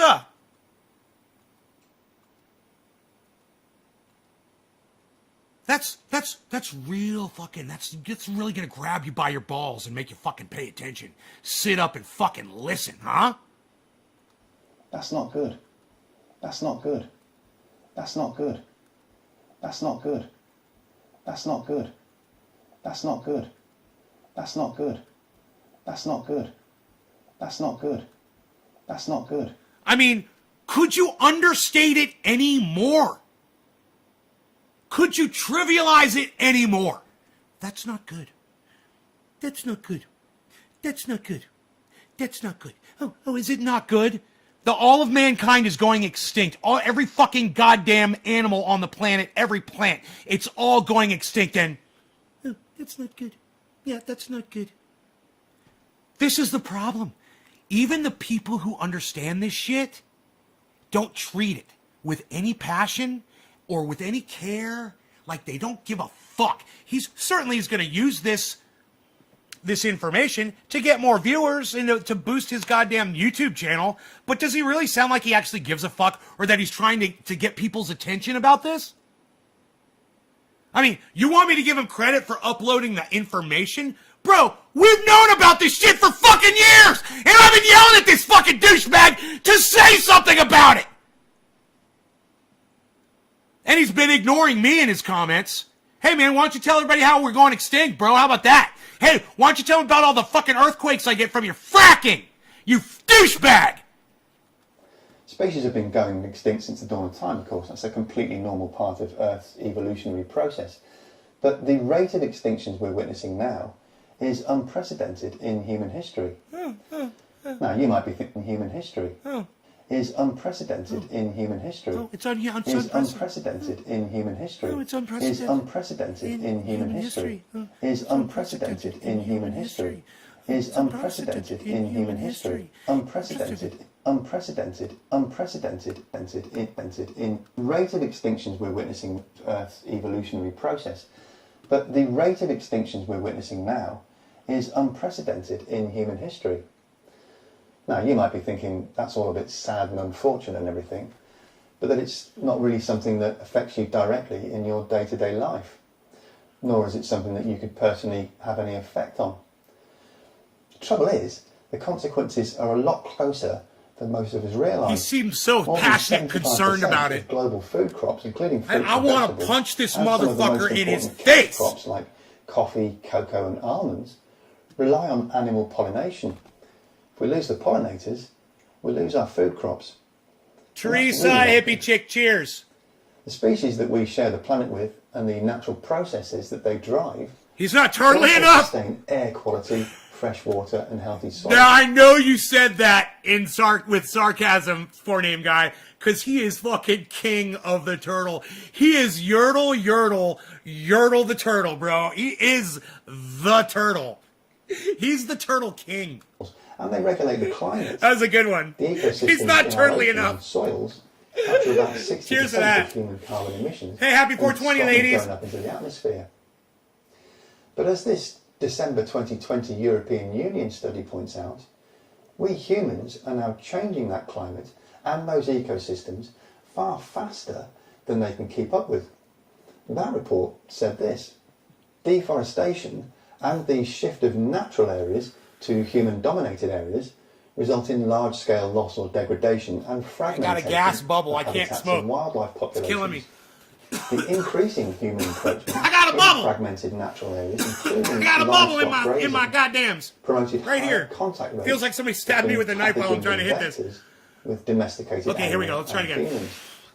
As part of the 2015 Paris Agreement, governments around the world all pledged to put in place nationally determined contributions, or NDCs, towards keeping the mean global atmospheric temperature to well below 2 degrees Celsius above pre-industrial levels, with a more ambitious target of 1.5 degrees Celsius. That ain't gonna do shit. That ain't gonna do shit. Shut the fuck up, dumbass. Those pledges were updated in 2020, but they still put the world on track for about 2.6 degrees Celsius of warming, with about a 66% chance of limiting warming to 2.8 degrees. Some way off where they need to be. And the world is some way off even meeting those targets. He's such an According to this asshole. very recent Oh, some analysis way by off. the Climate Action It's somewhat Tracker, a in the little absence of policies, global warming is expected to Warming. reach 4.1 to 4.8 degrees 8 above degrees. pre-industrial levels by the end of the century. end of the century. That means our kids and grandkids will Grandkids. face those changes Twice. within their lifetime. Vice. 5 degrees Celsius of warming was enough Warming. to pull the planet out of the last glacial period 12,000 years ago. And it'll certainly be enough to completely wreck our global food systems and make large parts of the planet uninhabitable for human beings. And that's really, really not good. Metaphorically speaking... He stepped it up! He stepped it up!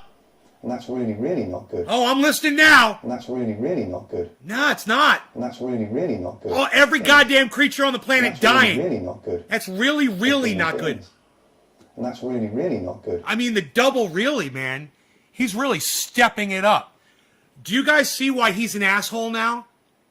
And I'm not crazy? He's literally saying, he's always on his channel. If you guys only knew the backstory.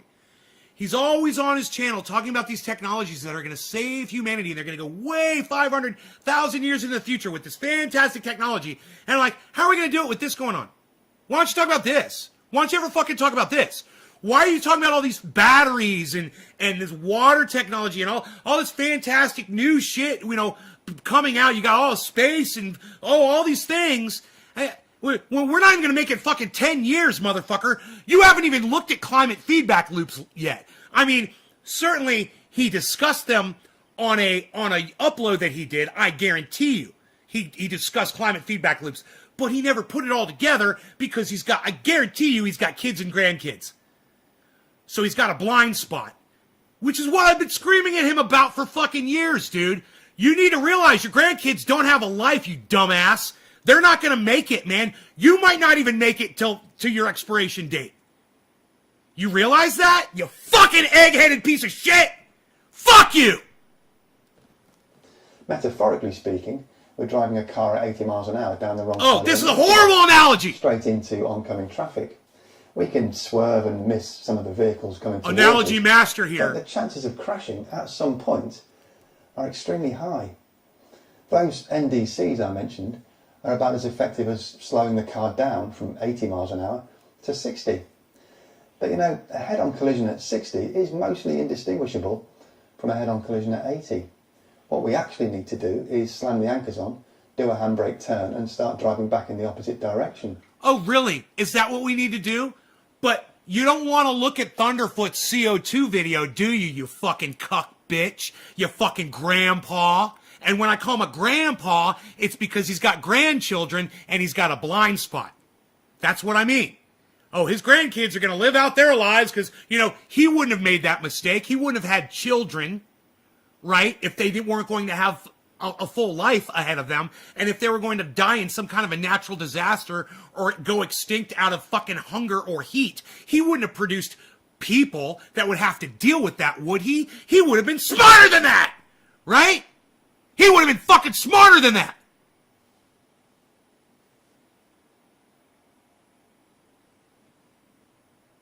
But I digress, because I don't know if he's married. I don't know if he's got kids. I don't know if he's got grandkids.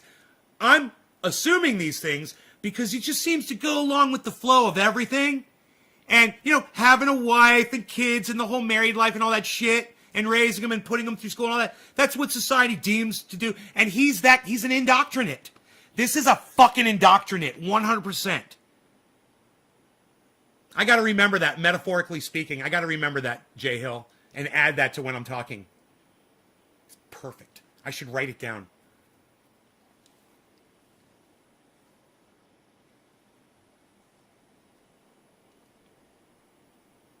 All right, let's go on. We'll keep smoking and listening to this guy because we're about to get to the part that I want you guys to hear. Right now, I'm basically just attacking his nonchalance at the fact of what he's over the facts of what he's covering. He's covering our extinction, right? He says that we're in a car and that we're going to get into an 80 mile an hour collision. But if we do these things, it'll only be a 60 mile an hour collision, which is indistinguishable from an 80 mile an hour collision. But he says, hey, we need to avoid the collision and we need to slam on the handbrake and do a Youre and start going back the other way. This is what I'm saying. We might be in a car and we might be headed for a collision, but it's not that kind of a collision where you're on a highway and you're going towards another vehicle. No. This is where he failed at his analogy and his metaphor. No.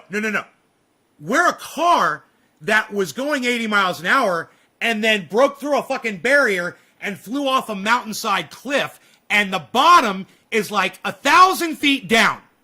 And we're flying downwards towards that, and that's the analogy. There's no fucking handbrake, you dumbass! You know, he would like to say, and every video that he's ever put up until this day has always been like, there's a fucking handbrake, and here it is. Here's the new battery that's going to change technology. Here's the solar blockers that are going to block the sun. Here's the CO2 eating thing. Here's the plastic eating thing. Here's the thing that's going to plant more trees, and here's the thing that's going to stop using oil, and here's the thing that's going to make fracking for everybody. Everybody's going to be fracking under their homes, and everybody's going to be harvesting fucking energy out of the ground, and we're all going to do this, and we're all going to do that. And I'm like, we're all going to be fucking dead. None of that matters, bro. I mean, and then my whole thing was, oh, you're just not going to talk about it because you're making money off your channel. You're just feeding hope. Once again, kowtowing. You are giving your audience what they want. You know, the Kings had a song. It was called, You Got to Give the People What They Want. That was it. That was the song. Give the people what they want. That's what Donald Trump did for 4 years. There were a lot of people that wanted that. People wanted chaos in the goddamn government. Hey, man, I wouldn't mind subversion and chaos in the government if it was done for the right reasons and aimed at the correct people.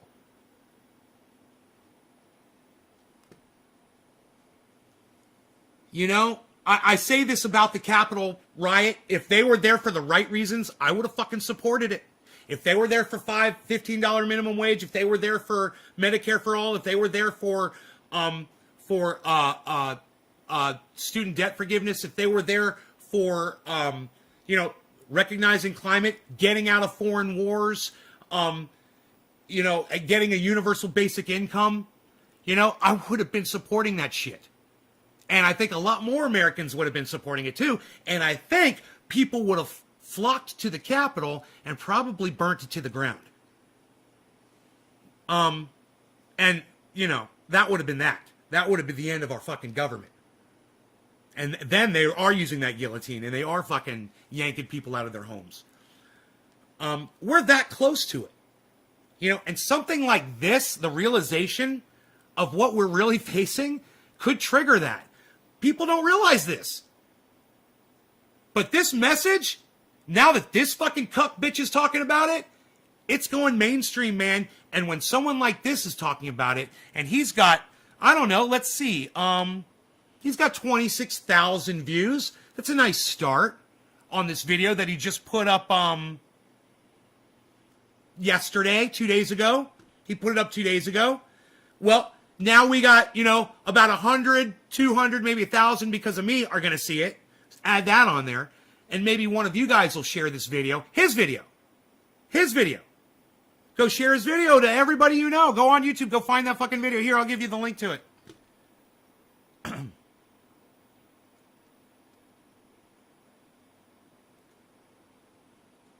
Here's the link.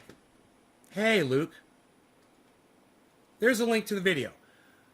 If you're not on Facebook, you can grab that link and you can share it all over the internet. I believe we can impact the environment, but we won't be able to destroy the planet short of nukes. But I also believe you should do what you can to help your fellow humanity. Fixing shit years and years and years ago. No stopping now, bro. Stopping. It's already fucked up plastics in our waterways. Plastics could be dealt with. We could get the plastic out of the water. We could. There's technology, man. We could totally filter the waters. We could do that. But the things that we have problems with, we can't help, like the CO2 and the heat. The way to do that in the real world is to rapidly switch off greenhouse gas or GHG emissions. See, he's sticking with the fact that we're on the highway and that we've got an emergency brake and we can do a U-turn and avoid the collision. He literally is saying that we can stop this. I would love to turn this on right now and have Guy McPherson in here with us and watch this and get Guy McPherson's reaction to this bullshit. And I guarantee you, Guy McPherson would laugh, he'd chuckle, and then he would set us all straight and say that this guy doesn't know what the fuck he's talking about. Emissions caused by human activity. And the way we measure that is with a GHG emissions budget that gives the limit to how much we can use up relative to keeping the rise of global mean temperatures to a minimum. The more GHGs we pump out, the hotter the Earth becomes. And to simplify things a bit more, the carbon dioxide equivalent value of all greenhouse gases has been calculated so that we can use the more familiar carbon budget that you've no doubt heard about in the media. The Intergovernmental Panel on Climate Change, or IPCC, estimated in 2018 that if we wanted to have just a 66% chance of staying below 1.5 degrees Celsius of warming, then we could afford to emit no more than 420 billion tonnes of carbon dioxide equivalent between that date and the end of the century. And you might be thinking that gives us loads of time to sort it all out. And you'd be wrong. We put about 40 billion tonnes of carbon dioxide into the atmosphere every year. So on our current path, we'll have used up all of that budget by 2030, 9 years from now. And that's assuming we avoid all the tipping points that climate scientists are now Megzy and Steve Running, about. Cheers. After that, we'll be scrambling to build vastly expensive machines and infrastructure to try and suck carbon dioxide back out of the air again and find somewhere to put it. And you can't easily wrap up 40,000 million tonnes of anything and just pop it away in a downstairs cupboard every year. The challenge is enormous, and it's one that every nation on Earth There's now no challenge. faces. Might be tempting to point a finger at other large industrialised The countries challenge is and enormous. say, well, they're not doing enough, so Grandpa. why should we bother? But here in the global north, we're historically responsible for the vast majority of cumulative carbon dioxide emissions going all the way back to the Industrial Revolution. The Paris Agreement includes principles of fairness, which means rich countries who've emitted the most over time should be contributing over and above emerging economies. So each country probably needs to focus on getting their own house in order before they start pontificating about the progress of others. Here in the UK, our Parliament passed a Climate Change Act way back in 2008, which put in place a set of 5-year carbon budgets setting a statutory cap on total greenhouse gas emissions between 2008 and 2032. How'd that work out? The fourth of those budgets covers the years 2023 to 2027, and the fifth budget covers 2028 to 2032. We ain't making it that far. That legislation was certainly groundbreaking at the time, and it provided a model for many other countries to follow. But the targets are now woefully out of date and in desperate need of an upgrade. It's not until we reached the sixth budget, set just in September 2020, for emissions between 2033 and 37, that our activities fall in line with the 2050 net zero carbon target recently set by our Prime Minister. The UK government points to a track record of reducing greenhouse gas emissions by 40% since 1990, but a good deal of that has been achieved by outsourcing much of our manufacturing to other countries around the world and handing the emissions problem over to them. That's a cop-out. If those outsourced emissions were properly accounted for, then the real UK reduction since 1990 would most likely only be somewhere between 10 and 15%. And until this sixth budget was published, there'd been no accounting for the not insignificant emissions from shipping and aviation either. Even ignoring all their emissions, we're not actually on track to meet either the fourth or fifth budgets anyway. So things are really not quite as rosy as some government ministers may like us to think. And it gets worse. This country's own Climate Change Committee recently highlighted that our government has failed to meet 17 of its 21 progress indicators, and only 2 out of 31 key milestones have been achieved. So in 2020, new legislation to fundamentally address the deficiencies in our environmental policies was tabled in Parliament by the MP Caroline Lucas. It's called the Climate and Ecological Emergency, or CEE Bill. It's not aligned with any one political party. It was researched and developed by an organisation called the CEE Bill Alliance, based on the best scientific evidence from world-leading experts in the field. It goes way beyond party politics, and it could serve as a blueprint for all advanced economies. It's got 3 main goals. The first goal is to ensure that the UK sets and meets targets that genuinely contribute towards limiting atmospheric warming to 1.5 degrees Celsius by reducing overall greenhouse gas emissions as soon as possible. The target... That's all bullshit, so I'm skipping it all. What these motherfuckers are doing and proposing isn't a drop in the bucket. And he knows it. This motherfucker knows it. This fucking cunt. Been held in the past in Canada and the Netherlands, and perhaps most notably in Ireland, where they were very successfully used to broach and resolve the previously politically untouchable issues An of asteroid same-sex marriage hit and Europe? abortion. In 2019, Let me look France that held up a in Citizens' Google, bro. Convention on Climate to come up with measures that will enable that country to reduce its greenhouse gas emissions by at least 40% by 2030.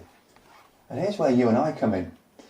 Although it might not feel like it sometimes, members of the UK Parliament work for their constituents. That's the only reason they exist. Nothing to in the represent news. You and me. UK residents can email or write to their local constituency MPs, who are obliged to respond. You can even book an appointment to see them in person. So why not contact your elected representative to find out where they stand on the bill? Nothing in the news You might about think it. your one voice won't make any difference, but we're extremely fortunate to live in a democratic society where collective action is still important. So if an MP suddenly starts getting dozens of letters and phone calls about a single issue, then they do tend to sit up and listen, knowing full well that their career may be jeopardised at the next election if they ignore the wishes of their voting public. The contact details for all MPs are freely available at this government This website. motherfucker thinks he's got it I'll all leave that figured link out. in the description section below So the video. simple. I'll also leave a link to this Also CEE leave a Bill link. Alliance website, Alliance. where you can get really useful resources like Twitter templates and information to include in a letter or email. There's also a facility to check if you've received a standard letter back from your MP rather than a personal reply. And there's advice on how to respond to that. Respond to that. At the time of making this program, there are 100 MPs already publicly backing the bill. The names of those MPs are scrolling across your screen now.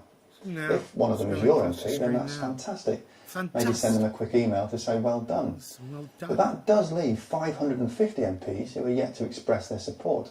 And there are currently no... This fucking cunt literally thinks that contacting politicians and telling them they're doing a good job is the solution.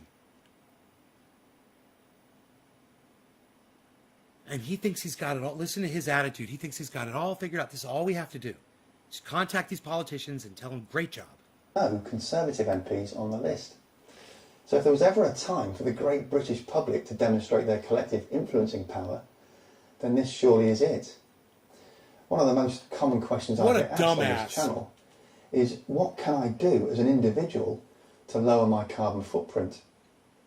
Contacting your MP on this issue is one of those things. It'll cost you absolutely nothing except a few minutes of your time, and it could just make the difference between climate nature success and catastrophic failure. Wow!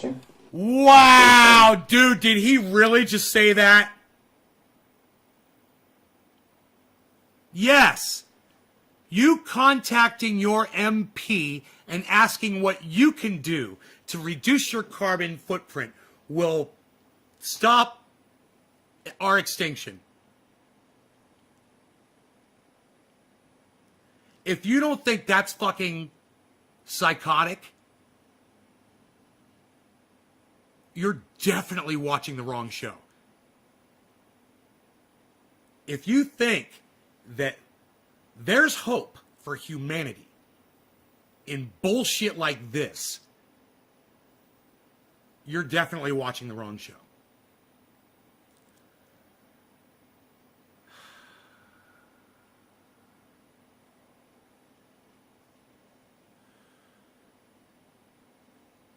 Hey, Trini Orca, do me a favor. You know nothing about climate change. Do not engage me on my show about climate change. You don't know it, all right?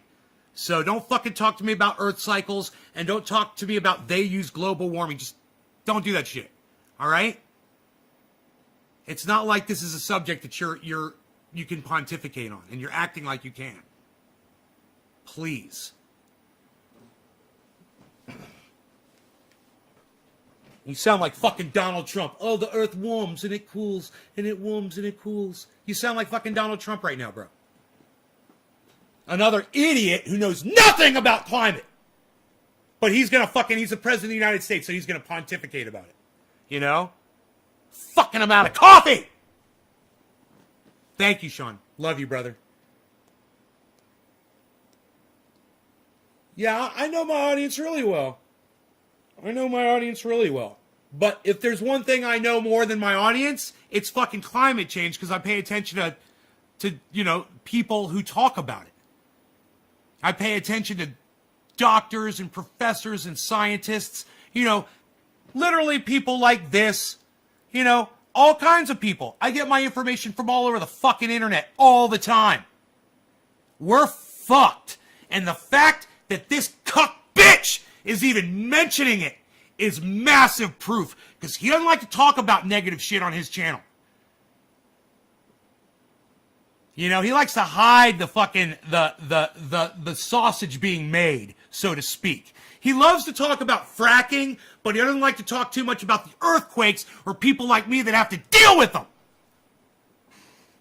I think someone put goddamn lava in my coffee, bro. I think I'm drinking straight fire out of the earth's crust this morning. Michael Goldsmith, what's up? Good question. What kind of coffee are you drinking? I'm drinking Pete's French roast. Love it. Fucking love it. With international creamer. It's vanilla ice cream, vanilla creamer or something like that. Creamer. It's really fucking good with whipped cream. I'll put all of your butter with some whipped cream. I love my trendy orca. You go start listening to Guy McPherson, Sean, and then you can come in here and you can teach me a thing or two about climate. And you can learn about the cycles of the earth. The most important thing you have to realize, Sean, is this. The mankind is going extinct much faster than anybody is letting you know about. Okay? This is proof right here. Now, I want you to go back and I want you to listen to what he says about the insects. This is how he starts the whole video. He says, the insects are all dying, right? But all we have to do is find out how to reduce our carbon footprint. And that's going to save everything. Can you believe we went from 85% of the insects are extinct to, oh yeah, you just have to stop eating meat and everything's going to be fine. That's going to bring the insects back. Article was published by a team of ecology and entomology experts from Germany, the Netherlands, and the UK. 27-year study. 27-year field 27-year study. Insect diversity. 27 years. Our analysis estimates a seasonal decline of 76% and midsummer decline of 82%. 82%. 82% of insect biomass, he says. It's not good. In flying insect biomass over the 27 years of the study. Karen, listen. If you want to be smart like me, go follow people on YouTube who are smart and listen to them and pay attention to what they say. Go watch Thunderfoot. Watch this fucking asshole. You know, go watch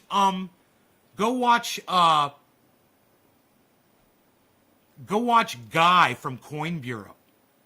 You know, go watch Kyle Kolinsky, that fucking cuck bitch that we were talking about at the beginning of this show. Are you subscribed to any of these people yet? You know, go watch, Professor Dave Explains, Karen. Go subscribe to Professor Dave Explains on YouTube. In fact, all of you, go subscribe to Professor Dave Explains on YouTube. Go subscribe to Psyman Dan. Subscribe to Psyman Dan. Subscribe to Professor Dave Explains. Subscribe to Thunderfoot with 2 zeros. THUNDERF00T. Write this down, Karen. You don't have to wish that you're smart like me. You just have to apply yourself and start listening to people who are smarter than you. You know? Instead of fucking getting caught up in my personal shit like you do, listen to what I'm fucking talking about. Stop objectifying me and start listening to what I'm fucking saying. And then go research it and go listen to the people that I listen to, and then go listen to other people with different perspectives. You know, go subscribe to people that I'm at odds with, like Tim Black and Tim Pool and Ben Shapiro and Candace Owens. You know, and listen to their skewed bullshit and H.A. Goodman and listen to his skewed bullshit. But go listen to other people. Go apply yourself. You know? Don't be lazy. You're fucking lazy. If you're not intelligent, you're just lazy. Eddie! What's up, buddy? You're subscribed to them all? Are they rubbing off on you, Eddie? Does listening to all those people rub off on you, man? And make a difference in your life? Graham Elwood, Ron Placone, Jimmy Dore. Are you guys subscribed to Ron Placone, Jimmy Dore, and Graham Elwood? Lee Camp. Are you subscribed to Lee Camp on YouTube? Those of you that ever come in here and say that I wish I was intelligent like you, and then you tell me you're not subscribed to Ron Placone, you're not subscribed to Jimmy Dore, you're not subscribed to Graham Elwood, you're not subscribed to Lee Camp. Dude, you guys are fucking lazy. You know, if you're not complaining about it, okay, you know, like Billy Ballantyne, he doesn't want to watch other people. He said, I just like watching you. And I understand, Billy's a pretty smart dude. Billy's got it going on as far as intelligence goes. and other shit too. So I'm not worried about what he's watching. When somebody comes in here and says, I wish I was smart like you, you people that feel that way, you could be, man. Listen, go watch David Pakman. I fucking hate him. But you know what? He's an intelligent guy, and they speak intelligently, and they'll bring you news, and you'll get smarter. Hey, man, listen to Professor Dave Explains. You'll hear all kinds of words that you've never heard before, man. I do, constantly. I'm like, well, there's another word that I've never heard before. I might have to go look that up. And then go look the fucking word up. And educate yourselves. Take the reins, people. Or I could just be a cult leader and say, oh, you don't need any of that, Karen. Just listen to me. I'll guide you.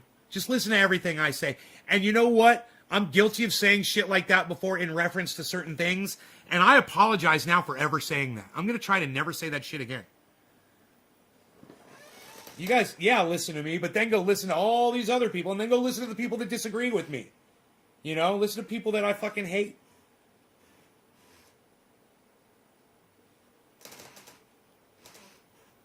Looking from a different point of view is better. Right, Eddie? I agree, Nate. Take initiative, and you could improve so much. Right, Eddie?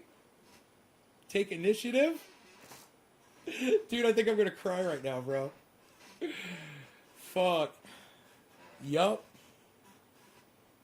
Karen, take initiative, like Eddie says. You guys, you're your own best stewards. Okay, Google. Steward definition. Here's the definition of steward. A person who looks after the passengers on a ship, aircraft, or train and brings them meals. You're your own best steward. You're your own best advocate. You are your own best educator. And it's all at your fingertips on Google. Between Google and YouTube, you got everything you need. You've got everything that you need. And Professor Dave Explains. And let me tell you something. They're always talking about Skillshare. And I never go there because I got YouTube. And you got YouTube as well. But, man, you've got YouTube, guys, and it's free. Those of you who want to pay a little money and go get Skillshare, which is not expensive, you can go on there and learn skills and shit. You can have people teach you shit while you're vacuuming you're doing the dishes, and turn up put your earbuds in and listen to someone tell you what, explain a subject that you have no idea about, but that you're interested in, you want to learn about. Carpentry, sailing. You want to hear someone speak about ballooning. You want to hear someone speak about how to play chess, or you want to learn how to diversify in stocks. You want to learn about brain surgery. What's brain surgery? How is it performed? I want to study that. Anything that you can think of, you can get a lot of information. I'm not going to say you're going to be a competent expert by the time you're done, but you're going to have a really good understanding of it. And I guarantee you there's a lot of brain surgeons out there on the internet that have put plenty of information out there for you to grab a hold of. Of every subject that you could possibly imagine. People are passionate about it, so they put it on the internet. Right? It's there, man. It's all there for you. Don't be lazy-brained. If you don't want to go to your grave and have learned nothing and have accomplished nothing, then go fucking watch some goddamn podcasts, man. Go watch some uploads. Put in the earbuds and listen to people talk. Professor Dave Explains. Professor Dave Explains. Professor Dave Explains. Professor Dave Explains. Professor Dave Explains. Professor Dave Explains. I hit enter. Why aren't you going? There you go. Subscribed. Now look, this is Professor Dave Explains, right? Watch this. Playlists. Go to Professor Dave Explains, click on playlists, right? We've got mycology. You guys are interested in mushrooms? We've got botany. We've got the history of drugs. We've got get to know a scientist, pharmacology, debunkings, debates, and discussions. There's 22 fucking videos there. Microbiology, infectious diseases, 43 fucking videos. Biopsychology, 20 videos. Advanced math, 8 videos. Chemistry practiced, 36 videos. Professor Dave Debates podcast, 26 videos. Linear algebra, 21 videos. General chemistry practice, 40 videos. Anatomy and physiology, 26 videos. Astronomy, astrophysics, 45 videos. Calculus. You ever wonder what calculus is? Or how it's performed? 35 fucking videos. Geometry, 15 videos. Algebra 1 and 2, 48 videos. Trigonometry, 11 videos. Italian. You want to learn to speak Italian? 100. Buongiorno! Hey! 121 Italian language instructional videos. Biology genetics, 35 videos. DNA is the molecule of life. Classical physics practice, 12 videos. Mathematics, all of it, 165 videos. American history, 44 videos. Ask Professor Dave, 5 videos. Modern physics, 24 videos. Classical physics, 39 videos. That's it. Sorry, that's all he offers. And then there's all of his videos as well. And you just click on videos. And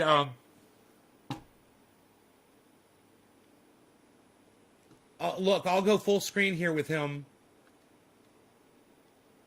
so you guys can see, okay?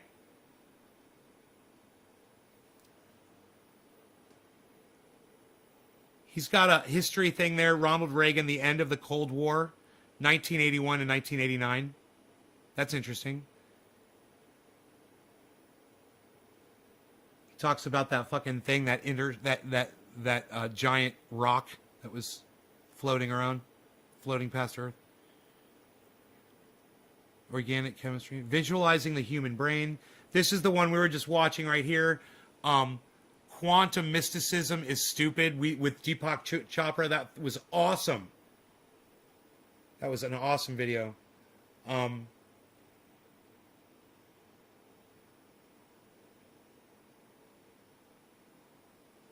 Wow, man. This guy really works his ass off to put these videos out.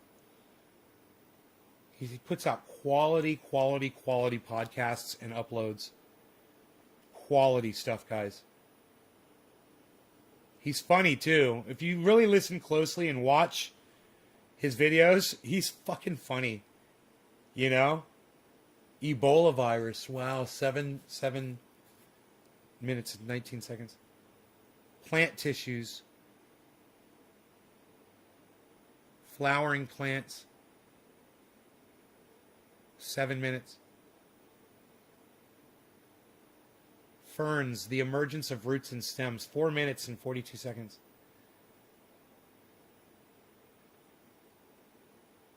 John F. Kennedy, 61 to 63.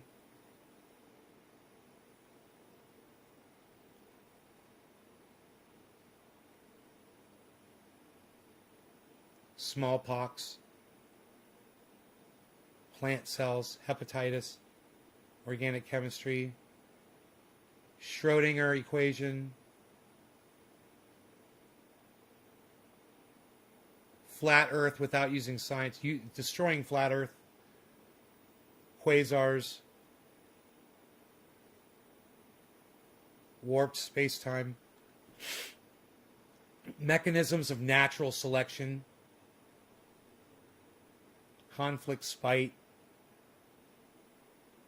It's not giving me the title because YouTube sucks my dick.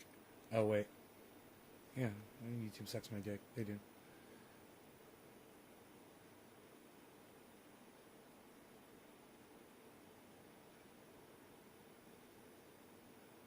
entomology.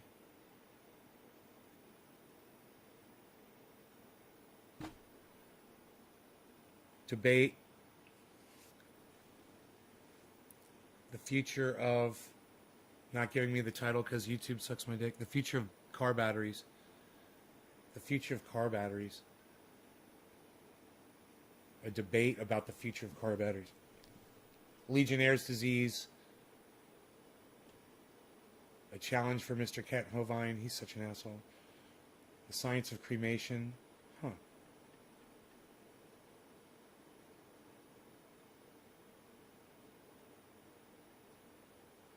A lot of science and math stuff, guys. A lot of history. Theodore Roosevelt, the Rough Rider, 12 minutes, 40 seconds. It's like a whole high school and college, guys, all on one single. You get an entire high school and college education on a single free website. It's all right here for free. If you wanted to be intelligent, you could just go here and learn anything you wanted to learn. Italian vocabulary, flowers and trees. Organic reactions.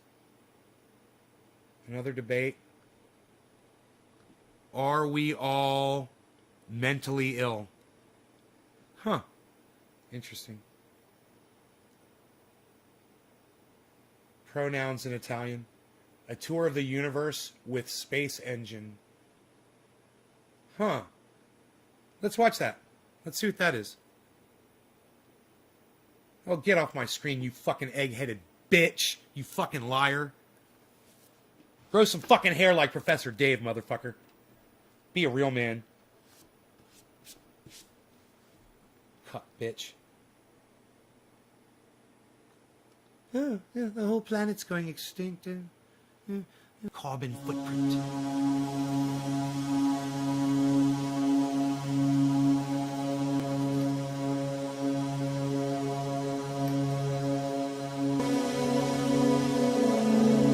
Dude, I hope I don't get in trouble for copyright here. I don't know what this is. It's your music.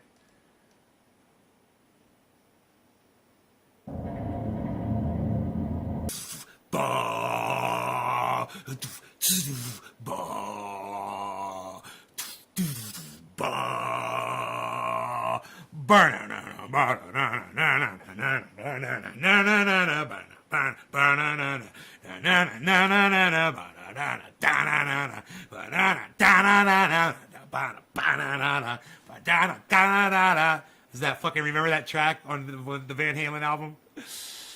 That shit was great. That shit was great, man. Psst. Yeah. Yeah. Anyway, let Professor Dave Explains know that I sent you there, please. Please, tell him that I sent you. I get a lot out of his videos. But his method of speaking, man. Let's just find something that I want to look at here. Let's see. Introduction to Economics. Here, let's listen to this.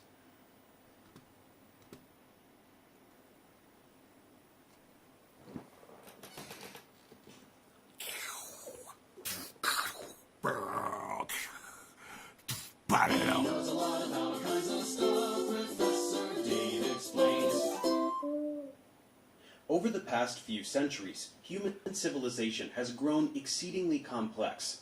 Unlike the primitive bartering of ancient cultural centers, we now deal with a monstrous global economy, which necessitates the handling and transfer of currency, often via physically intangible forms. So what does it mean? Upon hearing the word economics, one would certainly think about money, but more specifically the manner in which wealth is distributed, or perhaps immediately personal and relatable concepts like wages and taxes. Then there are slightly more large-scale concepts like recessions, gross domestic product, and the stock market.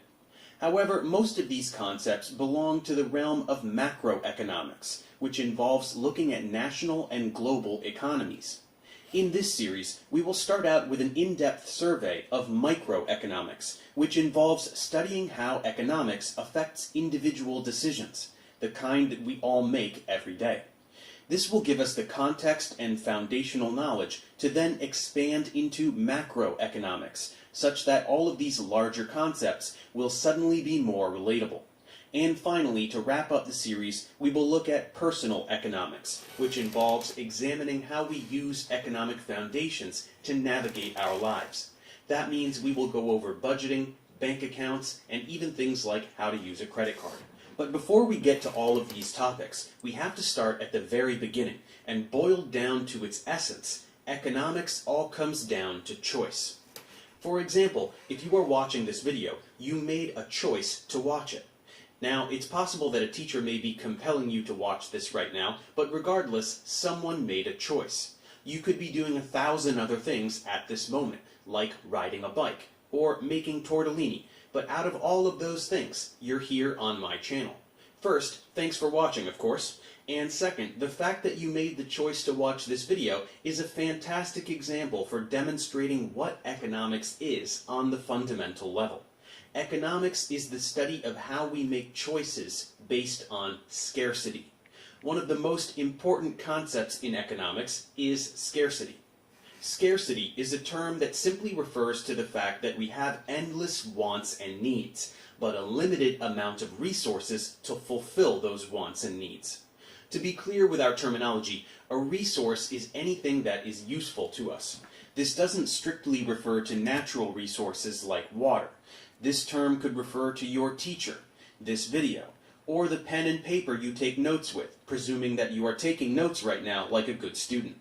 But regardless of He's the so type funny. of resource, they all have limits. I love his If there fucking was an humor, endless the way he supply of says it everything, like this. Economics would not exist. We are constantly weighing our wants and needs to make choices due to scarcity. And the three most common examples of limited resources are time, money, and energy. For example, let's say that you need to learn economics. Perhaps you don't have the time to watch all of my economics tutorials because you're busy at your job. Perhaps you don't have the money to pay for economics instruction at a university. Or perhaps you don't have the energy or the patience to sit and practice working through many difficult economics problems. The limited amounts of these resources can have an impact on one's ability to fulfill this need of learning economics. To define some, we are aware of it or not, economics shapes the world we live in and the choices that we make. So together, let's learn all about economics, such that we can better understand why we make the choices that we do and potentially make more informed decisions in the future. Thanks for watching. Subscribe to my channel for more tutorials. Support me on Patreon so I can keep making content. And as always, feel free to email me, ProfessorDaveExplains@gmail.com.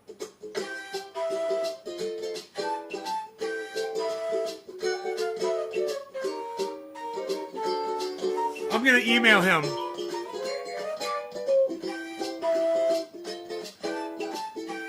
Dude, I love the fucking music. He's so funny. He's so fucking funny, man. With his head. It's so fucking funny, man. I love the intro. Watch the intro again, guys. He knows a lot about all kinds of stuff. Professor Dave explains. I fucking love that, man. It's the best. Let's listen to it again. I want to hear it again. He knows a lot about all kinds of stuff. Professor. He knows a lot about what? He knows a lot about all kinds of stuff. He knows a lot about what stuff? He knows a lot about what stuff? He knows a lot about all kinds of stuff. Oh, amazing stuff. He knows a lot about amazing stuff. He knows a lot about amazing stuff.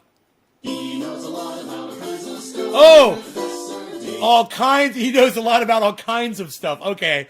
He knows a lot about all kinds of stuff.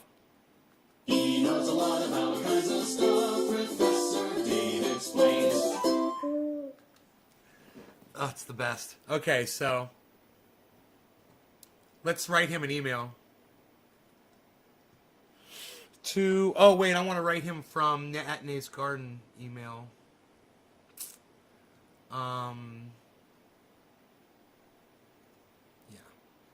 Use the right email out. Here we go. There we go.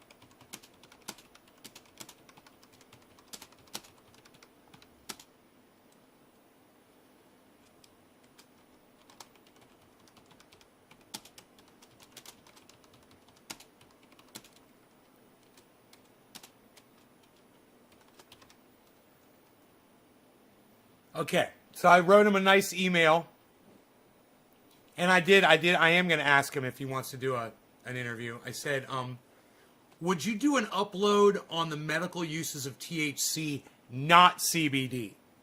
I invented a pain oil, and it consists of 98% coconut oil, 1% peppermint oil, and from 6.6 to 1% activated THC oil. It has over 50 uses, is doctor recommended, Jimmy Dore's doctor.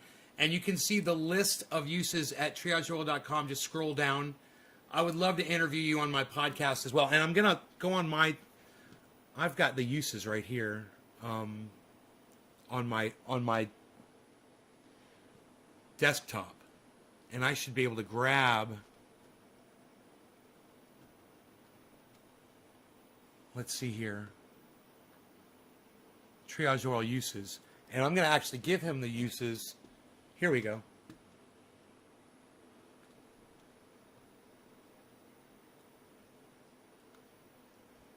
Okay.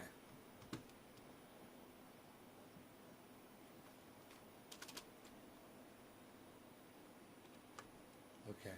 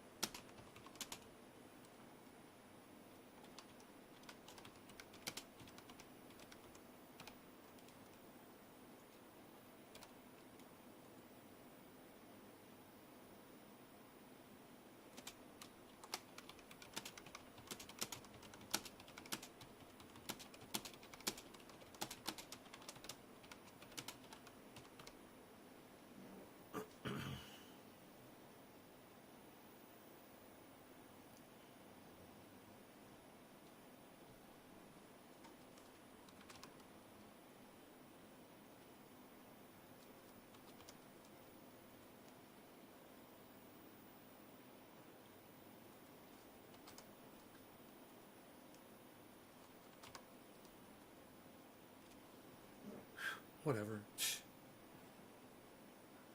think we're good here.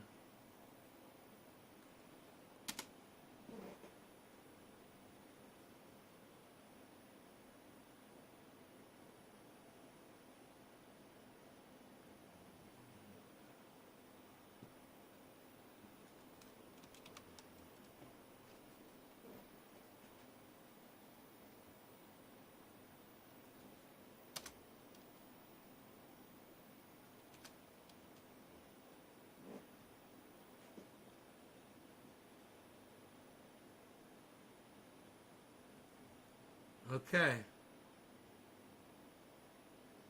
I think we're good. I checked it several times for misspellings and stuff. It seems good. So he's a professor, man. I don't want to have him spell check my letter.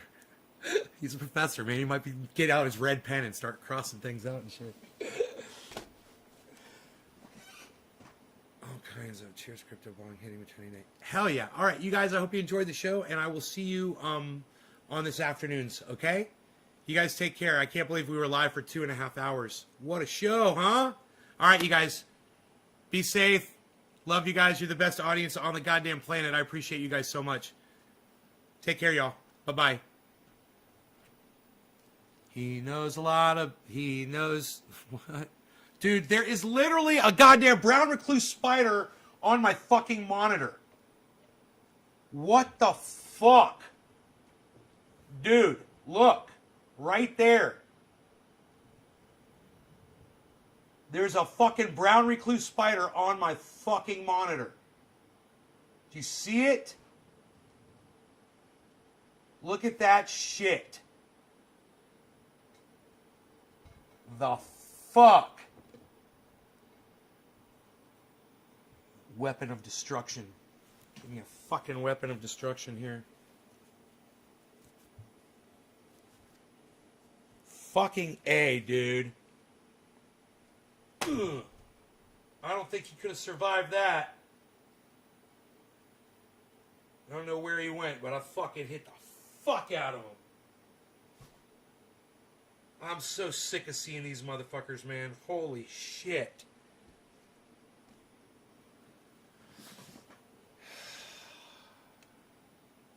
Alright, bye guys. He's dead somewhere, I'll find him. I'll fucking nail that motherfucker.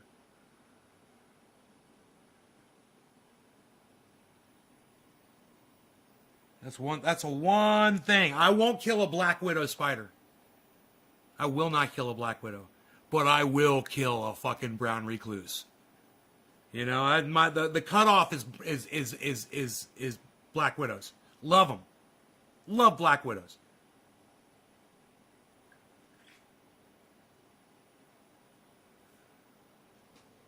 But brown recluse spiders have got to die, all of them. And they are proof of no God. Proof. Brown recluse spiders, if you've ever been bit by one, or your dog or cat ever comes home with a little bite, and then all of a sudden it starts opening up, and it starts oozing, and it gets like gangrene and shit, and it doesn't get any better, and you got to stitch it up. Yeah, proof of no God. Brown recluse spiders. All right. Bye, guys. Oh, wait. Let me check these fucking numbers here and just make sure I didn't get fucked on the goddamn numbers. Just kind of curious here. Checking my numbers. There's 14 of you guys. It's fucking awesome. I love it. Let me see if it's really 14.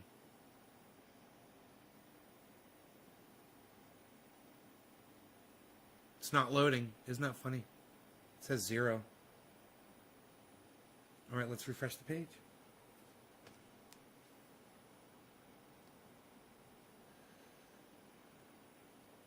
Cheers to the spider. Fuck that fucking spider. Oof. 14. All right, bye guys.